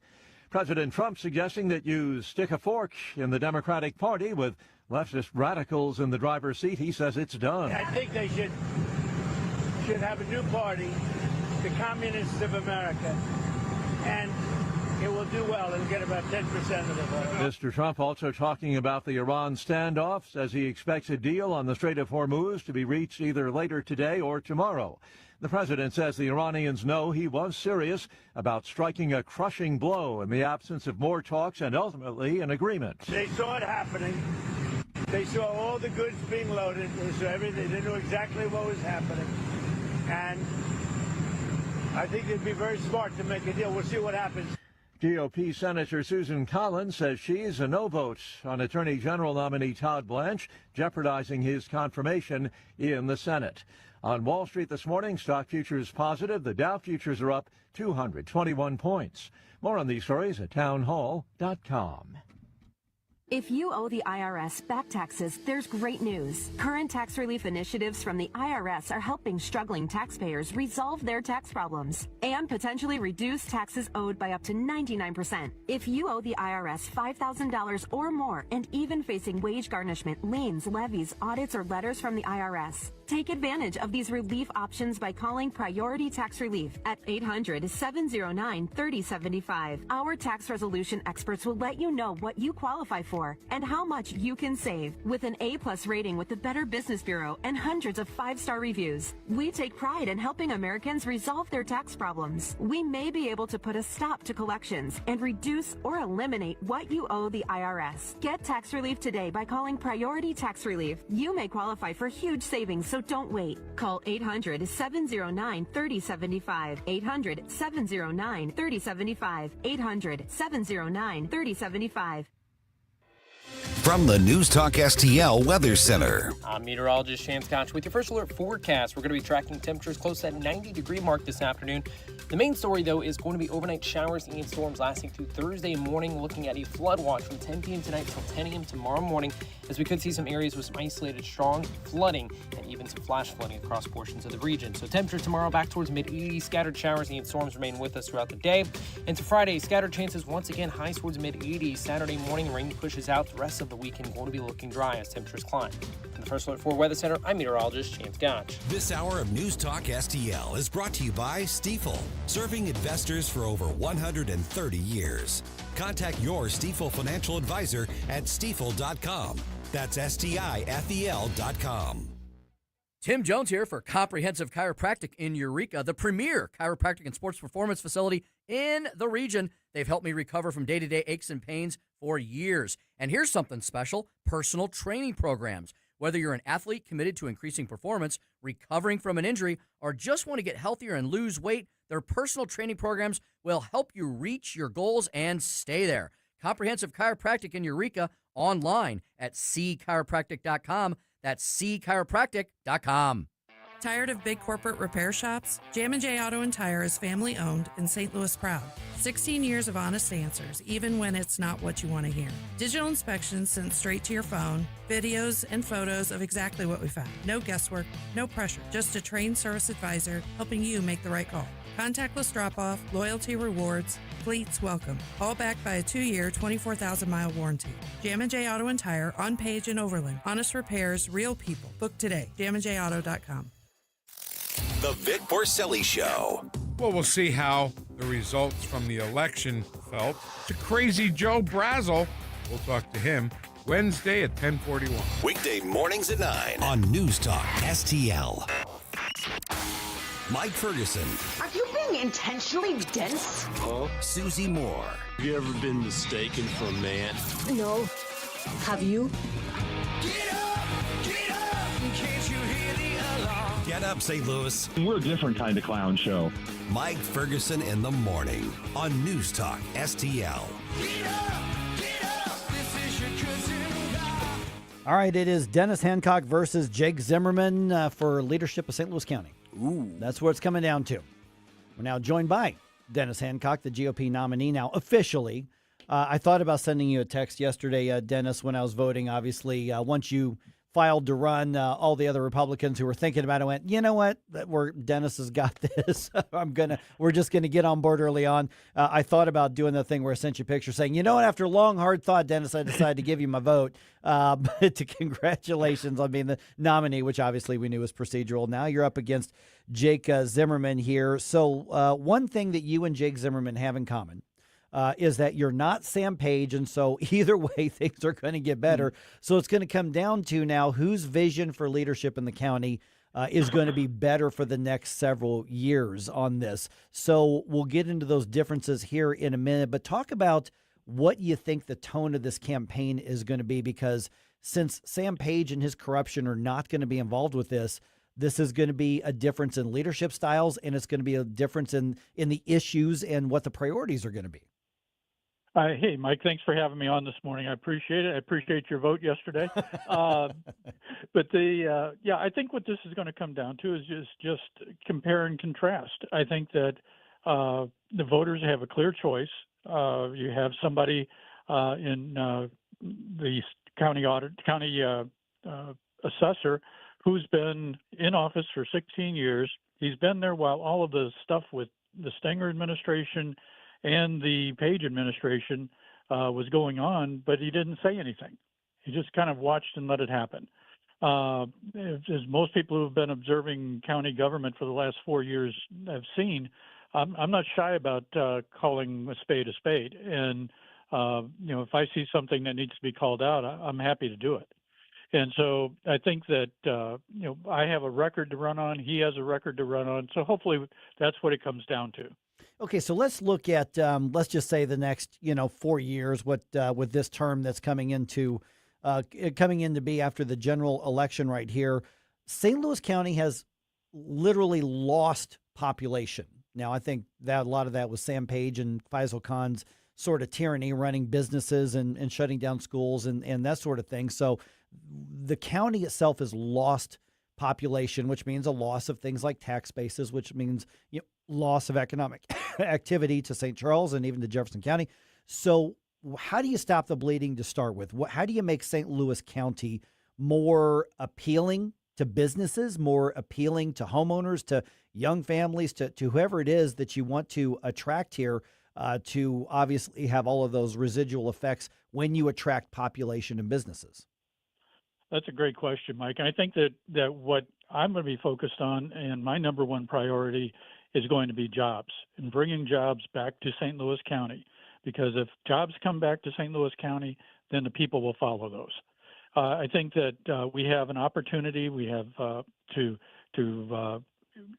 attract and retain the businesses we have, but we've got to get out of their way. Right now, the red tape in St. Louis County for anybody trying to start a business or to move a business here is just ridiculous. And businesses just give up and find someplace easier to do business. We've got to change that. And the way you change that is just to streamline the processes. When I was the mayor of Fenton, we did exactly that. If somebody wanted to put a deck on their house, for example, they came in, they left with their building permit. We didn't require them to go get a stamped set of engineered drawings or any of that stuff that is nice to have but isn't necessary for 99% of the homeowners and what they're trying to do. I was at a conversation a couple of weeks ago with a gentleman up in Overland who had been working with the county for more than 6 months trying to get a deck put on his house. And it's that kind of stuff. I hear those horror stories all the time. That's the number one thing. The other thing we have to do is focus on making people feel safe in St. Louis County. We get painted with the same broad brush that the city has in terms of crime, and we need to change that image, and we need to change it by giving people the opportunity to see more police officers on the street in their neighborhood. And as I've been telling people for a couple of years now, if you don't feel safe in your home, then you're not safe. It doesn't matter what the statistics say. So we need people to feel safe in their homes and their neighborhoods, because then they're going to be telling people, hey, come live in, that they think are moving. Hey, come try and check out my neighborhood. There's homes available and it's safe here. And that's where we really need to get back to, is in giving everybody the opportunity to succeed. How do we get to that?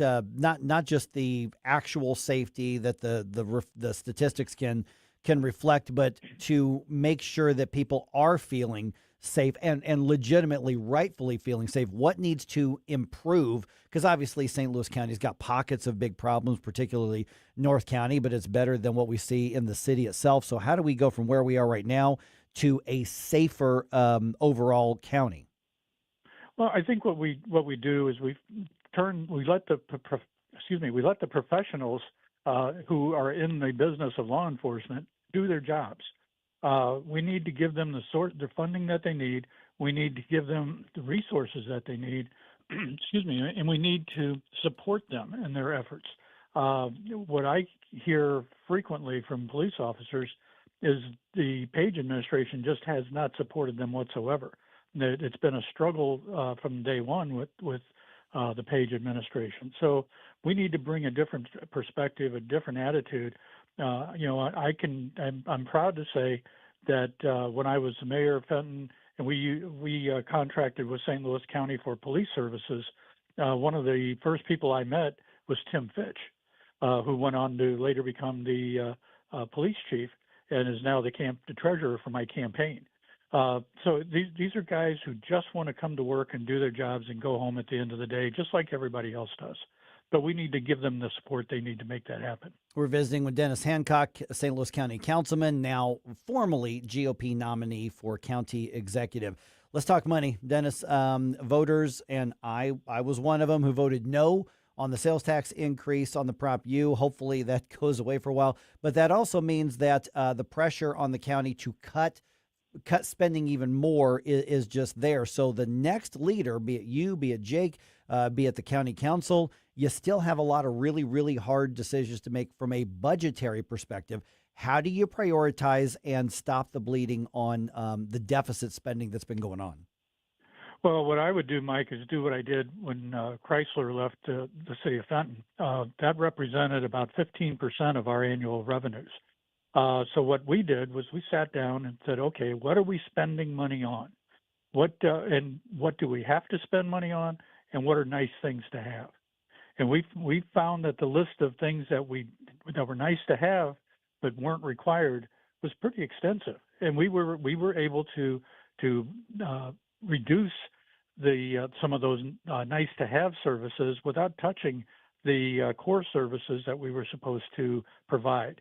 And I think, that's where, over the years, what's happened in St. Louis County is first with the CARES Act and then with ARPA funds, we had all this money pouring in from the federal government and really nothing to spend it on. So we made stuff up to spend it on, programs, and, it was one-time money, but we treated it like it was going to be a never-ending source of revenue.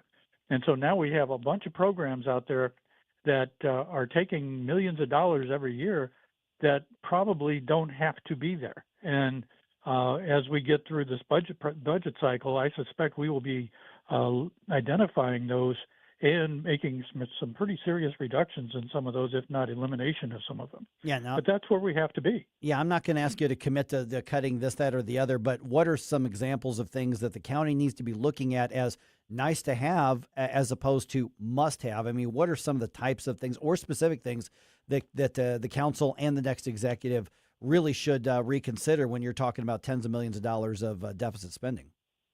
Well, the one example I usually give, Mike, is the animal care and control. When you look at the charter and state statute, nowhere does it say that we have to operate a dog shelter to the tune of $6 million a year. We do have to do some things with the health department. I'm not advocating for eliminating the health department, but I think we need to pare it down to its core essential duties, things such as, in the event of a pandemic or some public health emergency, we need them to tell us about it, to let us know what to do, and move on from there. But some of the other things that they're doing aren't necessary to do. There are private sector entities out there that will do it much better, much cheaper, and probably give better service to the animals that are in their care. There's another program that the health department does is they operate clinics. There's nothing that says we have to operate clinics. And there are lots of for-profit entities out there, urgent cares, any Walgreens or CVS. You can go in and get vaccinations. You can get the things that you need to maintain your health. And I just think we need to look at those things and where are we competing with the private sector, and really should we be competing with the private sector? Because my experience with government is if government competes with the private sector, government loses about 99.9% of the time. Well, and also drags down the market that generates. I mean, that's the thing about the free market, why I'm such a free market guy, is that when you have the competition, you have to be better and more efficient and offer better prices in order to win. But if you get rid of the competition through monopoly or government practice or whatever, then all that goes away and there's no pressure to innovate and deliver dollar for dollar value. That's exactly right. And, that's where we should be encouraging these businesses to grow and prosper, come to St. Louis County, and to be a part of St. Louis County. All right. Dennis Hancock, now the Republican nominee for county executive. Let's go and give out the website as well, because now at this point it's off to the races for the general election. And obviously St. Louis County is known as a blue county, but I got to think that this is one of those races, given all the dynamics. It's possible. I don't think this is a guarantee for anybody. I think we got a real race on our hands. Well, thanks, Mike. And I agree with you. I think that there is a path to victory for a Republican. We've tried going down the Democrat path now for the last 40 years, and we see where we are. Let's maybe try a different path and see where we can be. But if people want to find out more information about me or my campaign, HancockForCountyExecutive.com. All right, easy enough. Thanks so much, Dennis. Thanks, Mike. I appreciate it. Okay, so is Cori Bush going to finally just go away? Yes. Probably not. No. But she's now in the irrelevant part of politics for sure. We're going to hear from her delusional self in right around 8:20. Don't try to make me stop, no inspiration. You have a soul so dark, it is no more. And all at once depart, no destination. Making cold my heart to fight your war. Stop it right now. Mike Ferguson in the morning. We Democrats know so much, that is true. And we have to kind of tell everybody how smart we are. On NewsTalk-STL. Your trees do a lot for you. Shade, beauty, curb appeal. But are they safe? Clever Tree Service has been protecting St. Louis homes and landscapes for over 20 years. Pruning, trimming, removal, stump grinding, even 24/7 emergency storm service. Fully insured, eco-friendly, and always focused on you. From Kirkwood to Chesterfield, Webster Groves to Wildwood, your neighbors trust Clever Tree Service. Visit clevertreeservice.com for your free quote today. Tim Jones and Chris Arps in the afternoon. Andrew Krepushets, CEO of Red Balloon and the new military hire. Well, it turns out for veterans, many of the skills, knowledge, and abilities that they've achieved while protecting our freedom don't line up with the keywords that corporations are looking for. So it's not actually a skill gap, it's a translation gap. So they are using different words for their skills than the corporations are looking for. Tim Jones and Chris Arps, weekdays at 4 on News Talk STL. Chris Arps here, and after Becky and I leave church on Sunday, we head down the street to Capriotti's to grab a classic meatball sub. I love Capriotti's, and you will too. Visit Capriotti's now at 2 locations on Manchester, McKnight, and Rock Hill, and now in Creve Coeur on Olive, just 1 mile west of 270. Looking for a hardware store that treats you like family? Welcome to True Value Schneider's Hardware, your local gem in Old Town St. Peters. For over 100 years, we're proudly serve you St. Charles County, providing everything from lawn and garden supplies to plumbing and electrical. Need a bolt or fastener? We've got you covered. And don't forget, we're a steel dealership. Whether you need sales, parts, or service, ask for Charlie or Jerry when you come in. We're here to help. Call 636-278-4461 or visit us online at truevalue.com/Schneiders. And then the media. 1019 and 94.1. They lying about what's going on in America. They lying about it. News Talk STL.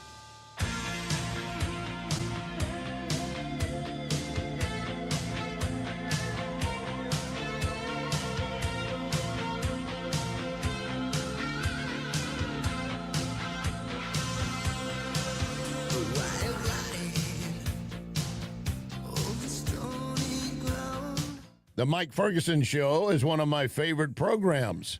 In addition to Larry Connor's USA, catch my program at 6. Now, back to Mike. You know, Cori Bush just not accepting her irrelevance yet. It hasn't set in yet. No, it has not set in. At some point, this is going from amusing to eye-rolling. You know, and obviously, I don't have a huge say, and I'm not hugely in the know about Democratic politics here in the St. Louis area, but we did know that the whole country was watching the race between Cori Bush and Wesley Bell because it was another aspect of just how much is the overt DSA socialist sort of, remnants of the squad, how much of that is resonating. And in the heartland, Democratic voters in this area said, we would rather side with the definitely on the left, but the non-crazy part of Democratic politics, whereas in other parts of the country, they're saying, no, we like the crazy people. And, what the election between Wesley Bell and Cori Bush, yes, it was about Wesley Bell and Cori Bush, but it was also an indicator of what's the mindset of the Democrats who make up, obviously, the city and a lot of the region as well.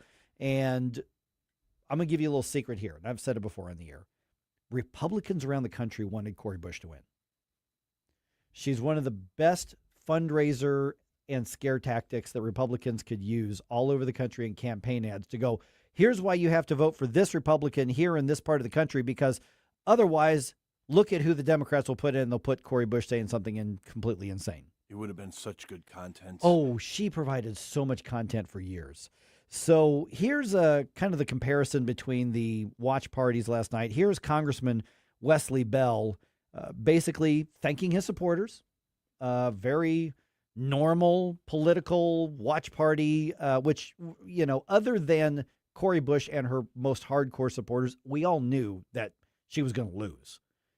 But if this had been a very close race, that would have told us something about the future. But it wasn't close. And Wesley Bell immediately then using the platform to talk about basically the Democratic policy positions. And here's part of what he had to say. We need to make certain that our voices are heard loudly and clearly, that November elections are coming up.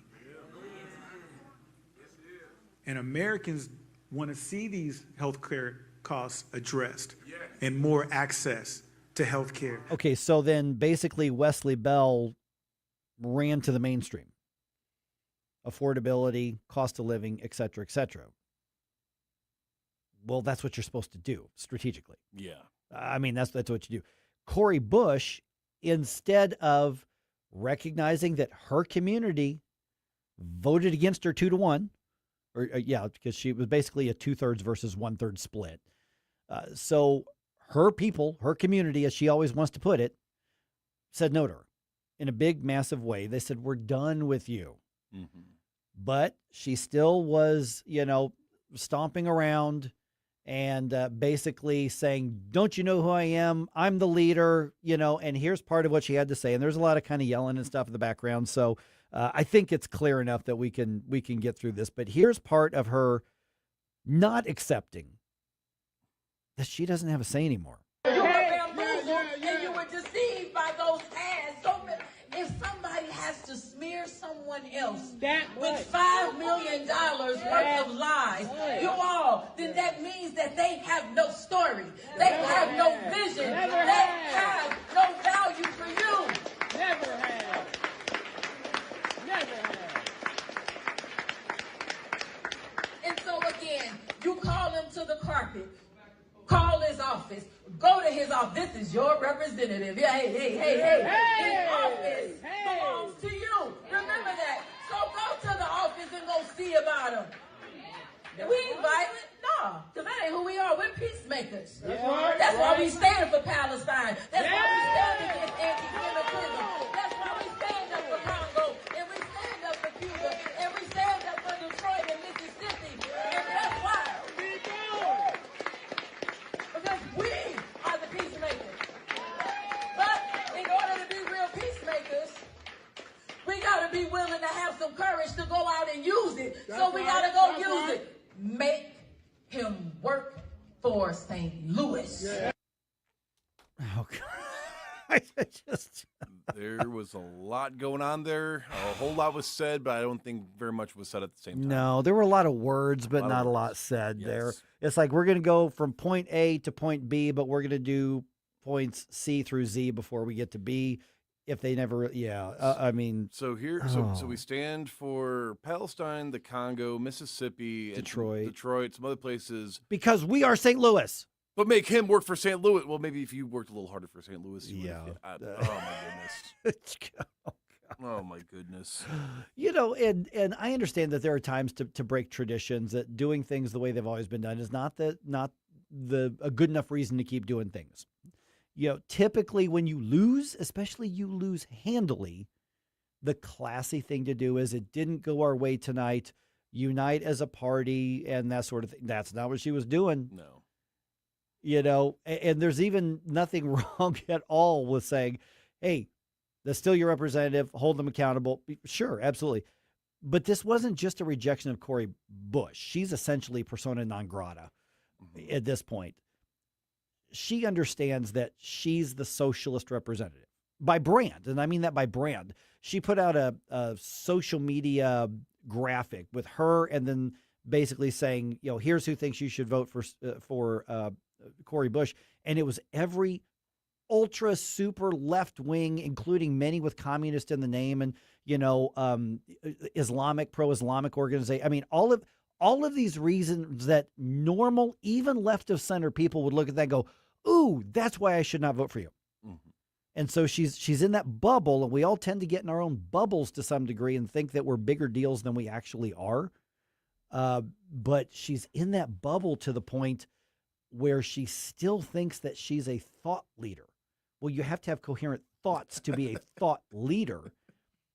Yeah, I haven't talked to Wesley Bell in a long time. I know Wesley Bell. He's I would say a friend. I don't know him that well, but he's an acquaintance. I've talked to Wesley a number of times. I've had him on my old TV show, stuff like that. He's never going to be a leader in Congress. He is going to be a reliable vote for the Democrats in a very reliable blue district. But he also has relationships with the rest of the contingent from Missouri that he's going to be able to direct some resources into St. Louis.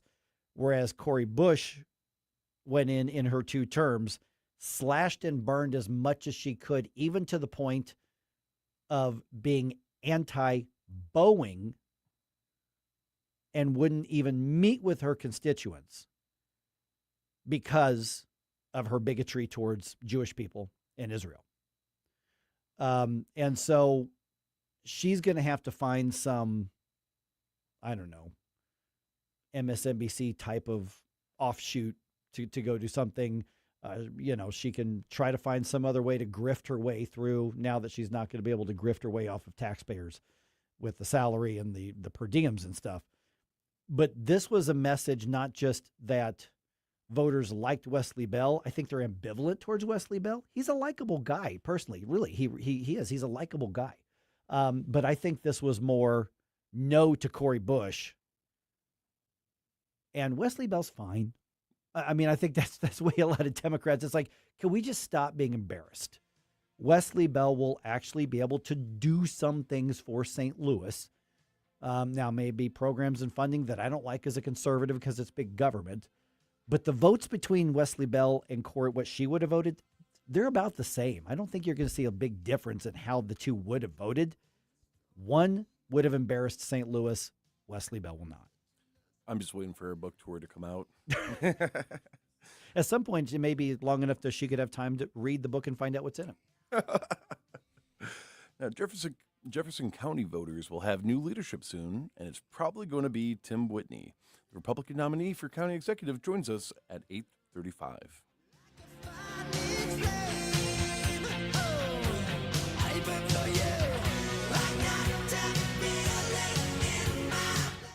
Mike Ferguson in the morning. Always be yourself, unless you suck. On News Talk STL. From the News Talk STL Weather Center. I'm meteorologist Shane Scotch with your first alert forecast. We're going to be tracking temperatures close to that 90-degree mark this afternoon. The main story, though, is going to be overnight showers and storms lasting through Thursday morning, looking at a flood watch from 10 p.m. tonight until 10 a.m. tomorrow morning, as we could see some areas with some isolated strong flooding and even some flash flooding across portions of the region. So temperature tomorrow back towards mid-80s. Scattered showers and storms remain with us throughout the day. Into Friday, scattered chances once again highs towards mid-80s. Saturday morning, rain pushes out. The rest of the weekend going to be looking dry as temperatures climb. From the First Alert 4 Weather Center, I'm meteorologist James Gott. Fox News Commentary with Lara Trump next. My name is Whitney Allen, and I'm a widow. My husband, Ryan, died. We never thought we'd ever have to use life insurance, but the unexpected happened. With Ethos, signing up was fast and 100% online. You can get a quote in seconds, apply in minutes, and get same-day coverage. No medical exams, and you can get up to $3 million worth of coverage. I'm grateful we were prepared. Get your free quote at ethos.com/term. That's ethos.com/term. Paid spokesperson. Time spent on application may vary. Online health questions required. Lara Trump tells Harris Faulkner what she thinks is going on with the Democrat Party. While they never really took it seriously, they allowed this very radical kind of fringe wing of their party to gain momentum. And their calculus was generally, if these people are against Trump and they are getting us attention and voting eyes on us, then they are good. But now this is where they have allowed these people to kind of overtake their entire party. If Republicans are smart, as we head into November, we have to continue talking about that, because I think there are some Democrats out there, Harris, who really don't want to vote for these things. You know, you have 52% of Democrats saying they see socialism in a favorable light. Well, what about the 48%? Exactly. What about the rest of them? And if Republicans are smart going into these midterms, we need to show exactly who these people are, continue talking about what they want to do, and hopefully that splits the vote. For more commentary like this, go to foxnewspodcast.com. Is your retirement income at risk if you or your spouse needs nursing home or in-home care? Hi, I'm Eric Robert, Director of Investments with the ClearPath Wealth Management Group at Stifel, and host of On the Money, Saturday mornings at 9 on News Talk STL 1019. The cost of long-term care is one of the biggest risks in retirement planning. For many retirees, a single nursing home stay can cause a significant reduction in assets that can permanently reduce your retirement income. Fortunately, there are affordable and flexible options available today that can help you manage the cost of long-term care. Our team can help you address the risks relevant to your retirement, including long-term care. To schedule your free retirement plan consultation, go to clearpathinvesting.com. That's clearpathinvesting.com, or call us at 636-695-2650. That's clearpathinvesting.com or 636-695-2650. Stifel Nicholas and Company Incorporated, member SIPC and NYSE. Calling all Patriots. Join the St. Louis County Republicans for the annual Lincoln Reagan Day Dinner, Saturday, September 19th at River City Casino. Our keynote speaker, Newsmax personality Rob Carson. Enjoy a full night of fun and information alongside state and local officials and candidates. It's an evening you won't want to miss. Dinner and program, just $75. For tickets, email Renee Artman at hotmail.com or call 314-398-6667. News, analysis, opinion. Don't always agree, but in love listening to your radio station. This is tyrannical stuff they're doing. Elections have consequences. This is 101.9 and 94.1 News Talk STL.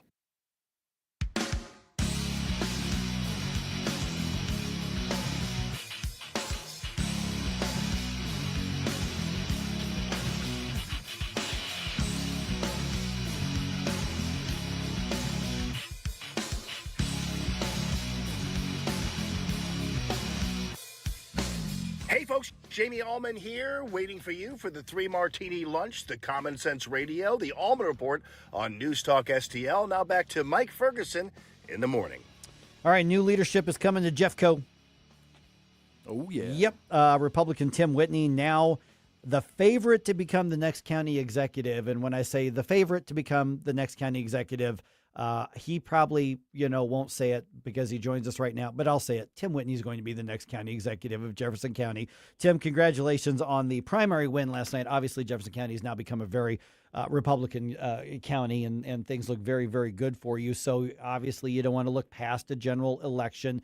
But the reality is that you're in a position now to look ahead and start planning for leadership of Jefferson County. So when you get there, when you get into that office, what are some of the first things that you think Jefferson County needs to either continue doing and tweak and do better, and maybe do differently? So basically, whoever the next county executive is going to face the most immediate challenges that look like what?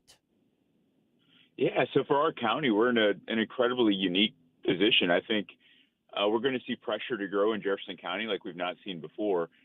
Jefferson County's continued to grow over the years, but largely you're seeing kind of that pushback in terms of movement towards St. Charles County. So a lot of that's going to come down towards Jefferson County, and that's going to be something to really navigate in the upcoming years because we have some people in the community that, are resistant to change, resistant to that growth. We have some people in this community that are really, arms wide open. How do we improve our community through growth? So that's going to be the biggest challenge, especially in this first year. And that's going to take a lot of communicating with people and understanding, what do people really want at the end of the day? What are they willing to work with? And then kind of building the county government around those things. One of the things I consistently hear is that we are one of the hardest places to build or establish a business in. And so I really look forward in the early days, assuming I get through this general election, on getting some of those things done. Yeah, and that's interesting because, my hanging out in Jefferson County and getting to know the movers and the shakers there, as I have over the last, 4 or 5 years here on the radio here, is that it's not necessarily a Republican versus Democratic divide, is that the disagreements are coming between that sort of pro-growth, we're going to, what are we going to grow into next, versus we like how things are right now, stop coming in and changing things, and that's not necessarily R&D, R versus D, but that really has to do with what is the vision of the future, because you're right. I mean, St. Charles County, I thought it was interesting, since you mentioned them, that you had the 3 Republican candidates basically running a campaign on, no, I'm the one who's going to keep them out more. Well, people want to get out of St. Louis County right now, and they want to get out of the city, and so who's going to be the one who profits from the other places not wanting basically the migration? Yeah, Jefferson County is positioned really well for it. I think, we're one of the most unique counties in the state, and that we're, part of the greater St. Louis metropolitan region. And so the north end of our county can be very suburban. The south end of our county, we have, beautiful farms. People can build homes on lots of acreage. And so we have everything in between those things. So I think we're positioned incredibly well. And I understand why people do want to not only move their families here, but build their businesses here.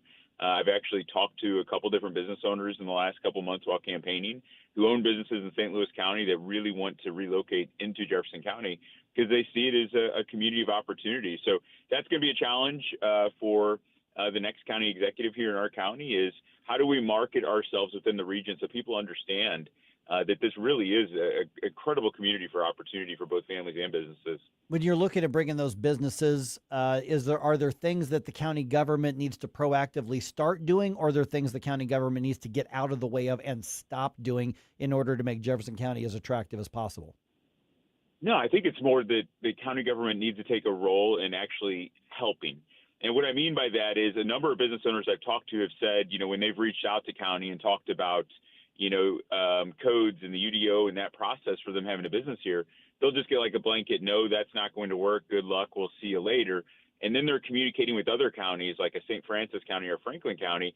And those county governments are more arms wide open. Like, how can we help you navigate this? How can we help you get this business here in our community? And that's what we need to do here is we need to change kind of that mindset of how do we help people, not necessarily how do we tell people no, right? There's always challenges with every development, with every project, with every idea. But I think we have to have more of a can-do, how can we help, how can the government serve you mentality.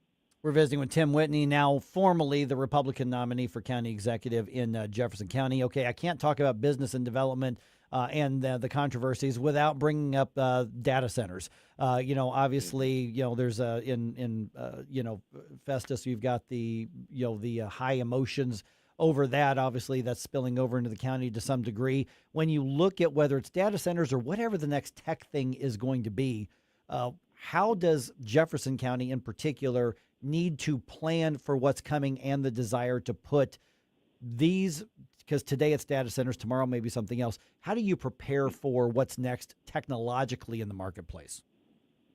I think it's an interesting conversation. When I announced I was running for county executive in October of 24, data center wasn't on the list. It certainly wasn't on, my list of things that I thought was going to be a concern for our future. But now here we are, and it is a considerable point here in our county. We've seen how things have worked in the city of Festus. I think voters showed some of that at some of the different polling locations that were very passionate about data centers. The county has done a good job in terms of our legislative body, our county council, in terms of building the framework for the UDO process and the rules and regulations for data centers and future tech projects. I thought they did a really nice job being proactive with that. But we're going to continue to have these conversations because I know there's a desire to build data centers in Jefferson County, and it's going to be incredibly tough. I think sometimes it could be a yes, and sometimes it's going to have to be a hard no. But we're going to have to weigh each one individually as we go through this. But the starting point to all that conversation really starts with the rules and regulations established by our county council, and I thought they did a really nice job in being proactive earlier this year and getting that done. Okay, with any kind of growth, and you're talking about businesses, you're talking about people migrating and moving their families there, that obviously comes with emergency services demands as the population gets bigger. Rumor has it you know a thing or two about law enforcement being what you do for a living for the past who knows how many years, Tim. So what is the way to prepare for that growth outside of just infrastructure and buildings and pipes and stuff? How do you prepare for that from a public safety perspective and emergency services perspective? Well, you're always planning. We're tremendously blessed here in that we, as a community, are very proactive in our emergency service response, meaning this community really supports our EMS districts, they support our fire districts, and they support their law enforcement, whether it's on the county level, the state level, or our municipal level here. And so there really is no way to just prepare for that, meaning that we're going to have this number of people, we need to take these steps.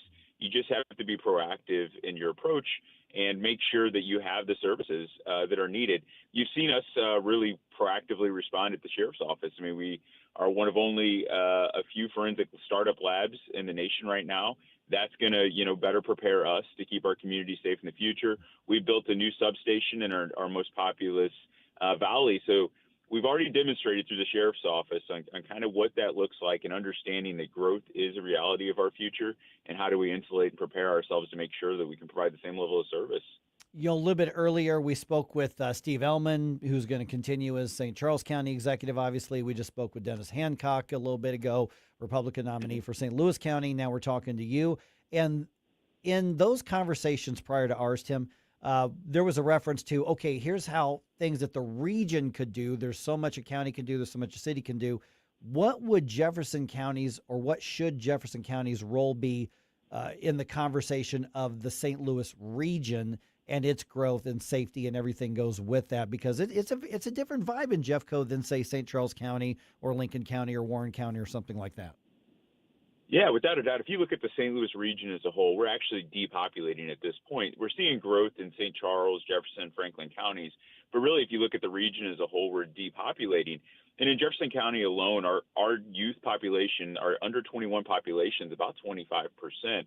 And so if we want to keep that population, not just in Jefferson County, but in our region, we have to make sure we have the housing, the jobs, and the amenities that's going to keep this next generation here. And I always say I'm kind of selfish because I have a 16-year-old and soon to be 14-year-old that I really want to keep in this community. But I think that's going to be Jefferson County's role in helping our, larger metropolitan area, is making sure we have those things, that we continue to be a place and build an even better place that this next generation wants to live in, wants to have their businesses in, and wants to be a part of.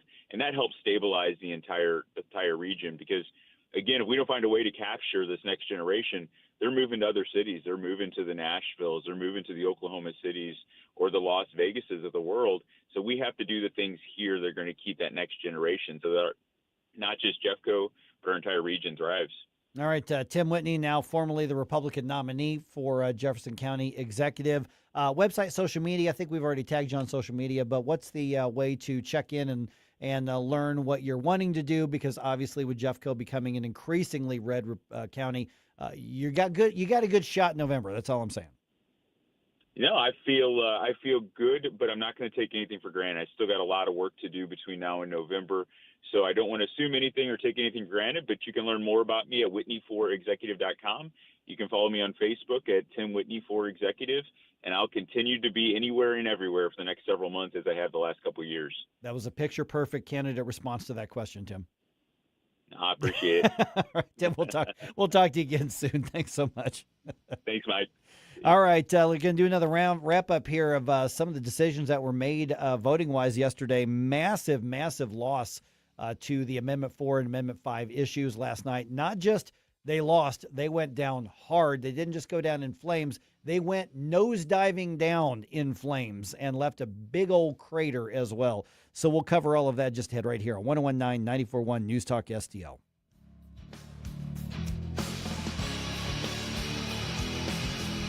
Mike Ferguson in the morning. Democrats produce mobs. Republicans produce jobs. On News Talk STL.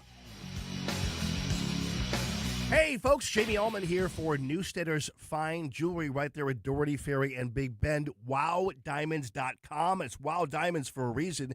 These are beautiful lab-grown diamonds. They are gorgeous. They will blind you when you walk in and see them, but that's a good thing. Great engagement sets, wedding sets, all these beautiful God-created gems, sapphires, rubies, you name it, garnets, and also all the gold you need, and the famous bull of a watch, WowDiamonds.com. Simply Health with Dr. Brian Deloney. Statins lower cholesterol, but do you know how they actually work inside your body? And what if there were natural approaches that work through completely different biological pathways? This week, we're diving into cholesterol science you probably never learned. Don't miss it. Simply Health with Dr. Brian Deloney. Saturdays at noon on News Talk STL. To find out more about Simply Health Integrated Medical, log on to simplyhealthintegrated.com. Hi, I'm Missouri Governor Mike Kehoe with an important message from Missouri 811. Every day, underground utilities like gas, power, water, sewer, and fiber internet keep Missouri running. These vital services are the backbone of our communities, but digging without contacting Missouri 811 can put them and you at risk. It's fast, it's free, and it's the law. Contact Missouri 811 before you dig. Call 811 every dig, every time. It's the law. This ad is brought to you by Missouri 811.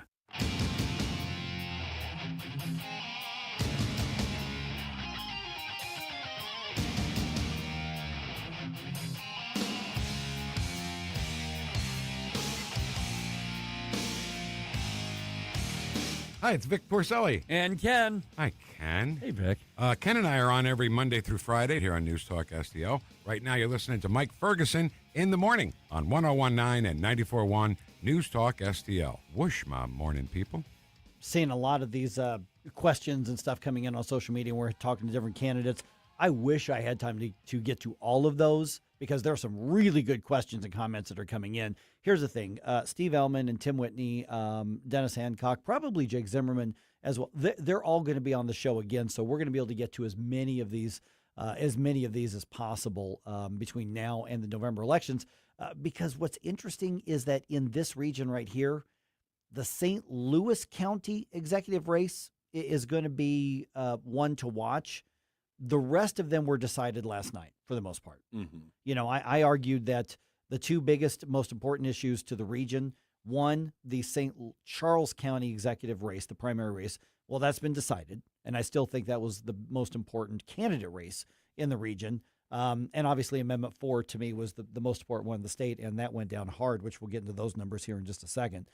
So from this point on, the partisan legislative executive type races, other than St. Louis County, pretty much decided. The primaries decide these. Mm-hmm. So Amendment 3 is where we're going to start up, and we're going to start up tomorrow on talking about that, because with the defeat of Amendment 4, I'm now really worried about Amendment 3. I think that's a good concern. Well, not a good concern, but I think it's a valid concern to have. Yep, exactly. All right, it is 8:50 right now. So what do we make of the landslide defeats of Amendments 4 and 5 in Missouri? And we do know what Missouri's next lineup of Congress critters is going to be. And also Secretary of State Denny Hoskins yesterday making it clear that the fight over the new congressional map, not over. For him, it's over, but it's really not because the lawsuits are filed. All right, let's talk about it. Let's do another news dump here. The Morning News Dump, brought to you by Great American Divers. The Morning News Dump. Are you joking? Is this a joke? Listen, folks, the Morning News Dump. My phone is going crazy with text messages from all over the place. All right, Steve Ehlmann will continue serving as St. Charles County executive for another term. He won the Republican primary, 48%. Bill Eigel had 32%. Jason Law had 19% of the vote. There's a Democrat in the general election, but it's St. Charles County. It doesn't really matter. Steve Ehlmann's going to be reelected there. In St. Louis County, Republican Councilman Dennis Hancock will face off against Democrat Jake Zimmerman. Zimmerman won the three-way primary with 46% of the vote in that race. That may be – now, the Democrats are going to be favored in St. Louis County. Obviously, it's a Democratic county, but it's never a massive spread. Now, first of all, Sam Page, I think, has done a lot of damage to Democrats in St. Louis County. Still Democratic county. I would say Jake Zimmerman's still clearly the favorite. But I think this is going to be the most interesting and most hotly contested of the partisan races in St. Louis between now and November. That's a very fair assessment. It's one of those things where is the damage done by the incumbent enough to sway people to try a different party potentially? Yep, exactly. All right. Missouri voters overwhelmingly rejecting Amendment 5, 83 to 17%. I'm rounding here, 83 to 17%. Amendment 4 defeated by a very similar margin, 80% to 20%. I mean, wow. I said on the air, and for weeks prior to that, you can be my witness to this, I was saying, listen, I think Amendment 5 is going down. Yeah. I thought that was going to happen. And as of the last couple of days, I'm like, this could be bad. This could be 5, 6, or even 10 points, which is a landslide in political terms. Yeah, I think we were probably expecting close to like maybe 55, 45, 60, 40, something of that nature. But 80-20, that's 80-20. Crazy. Oh, my goodness. That's nuts. Amendments 1 and 2 passing easily. Those were more administrative more than anything else. Okay, the congressional races around the St. Louis area, which, by the way, includes essentially all but one of the congressional districts now in Missouri. All but one of them are in our general region here. Only district number 4, well, I guess you could also say 7, where Eric Burleson is. That's not our area. Mark Alford's is not in the area. But everybody else touches this region here. So Democrat Wesley Bell headed back to Washington. He beat former Congresswoman Cori Bush. That was a thumping, 59% to 37%. There's a general election, but he's going to win handily over Paul Berry. There's no race there. Ann Wagner, Bob Onder, and Jason Smith all easily won their primaries in very heavily Republican districts. In the 6th district, which is 94.1 territory, man, right there in the middle of it, Chris DeGaulle won the GOP nomination in a 5-way race. He came out with 44% of the vote. That is a significant margin of victory. Oh, yeah, for a 5-person race? 5-person race. Yep, exactly. He's going to replace Sam Graves, who is retiring. In that new 5th district, which is now runs from downtown Kansas City to the western part of the NewsTalk STL listing area, Rick Bratton, State Senator Rick Bratton, will be the new 5th district congressman. That's a very gerrymandered district to make sure Republicans picked up another seat. He is going to formally replace incumbent Emmanuel Cleaver in November. Rick Bratton is going to win that race because of the way the districts are drawn. So Emmanuel Cleaver, gosh, Emmanuel's been in there for 20-some-odd years, I think. We've got just a really quick question. Yeah. So was voter turnout part of the reason for Amendment 4 and 5's defeat, or was it that the amendments were just maybe written that badly? I think the amendments were rejected. Okay. Yeah, that's what I think. I think is that the amendments were rejected. The voter turnout was higher than normal for a primary election, which I'm sure there was some voter turnout specifically to oppose those. There was probably some to support them, but clearly the numbers showed people were driven, more to oppose them. But you also had local races that were pretty high bid. But I think Amendments 4 and 5 drove a lot of that turnout, and it was obviously turnout against it. So I think people went out of their way to reject Amendments 4 and 5. And it has to do with the amendments themselves. I think the amendments themselves, the ballot language was biased against them, without question. The opponents, particularly of Amendment 4, did not tell the truth. Amendment 5 confused a lot of people, but the reality is that when you lose 80% to 20%, voters said no to what you offered. Some people tricked, fooled, whatever you want to say, but 80 to 20 means that probably definitely the majority of Republicans said no to the Republican proposals. So you just can't discount that, and you have to say, what did they reject? If we want to move the state in this direction, then what do we need to do better?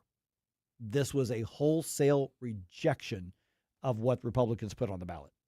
Good question, Don. Yep, it was. Very good question. There's a lot of good questions. I wish we had time for all of them here. Okay, the courts are going to decide if Missouri's new congressional map can be challenged by a referendum. So on Tuesday, Secretary of State Denny Hoskins announced that he made the decision to reject the effort and rejected putting it on the ballot. At issue is not the number of signatures turned into the challenge, the new congressional map, but the fact that the referendum itself is null and void by virtue of the fact that it is unconstitutional. Okay, so this is the referendum backed by a group called People Not Politicians, which is a very left-wing group. They turned in over 350,000 signatures, which is far more than what's needed to put something on the ballot in a normal situation. Denny saying, doesn't matter how many signatures you've got, this is not something that is subject to a referendum. And he made that decision. So there's two questions. Is he right? And secondly, is he allowed to make that decision on his own with the Secretary of State's office? Lawsuit's already been filed to try to overturn his decision on that. It is not most likely going to be settled in time to put this on the ballot in November. So you're looking at if it ends up on the ballot, we're looking at next year. We're maybe looking at 2028 as well. Okay, Cardinals. They got shut out by the Yankees. Yeah, 2-0 final score in New York. Final game of that series is at 6:05. Each team's 1-1 apiece. Andre Palante going to be on the mound for the Redbirds for this one, and the road trip just continues for actually several days after this. They're not done with the road trip.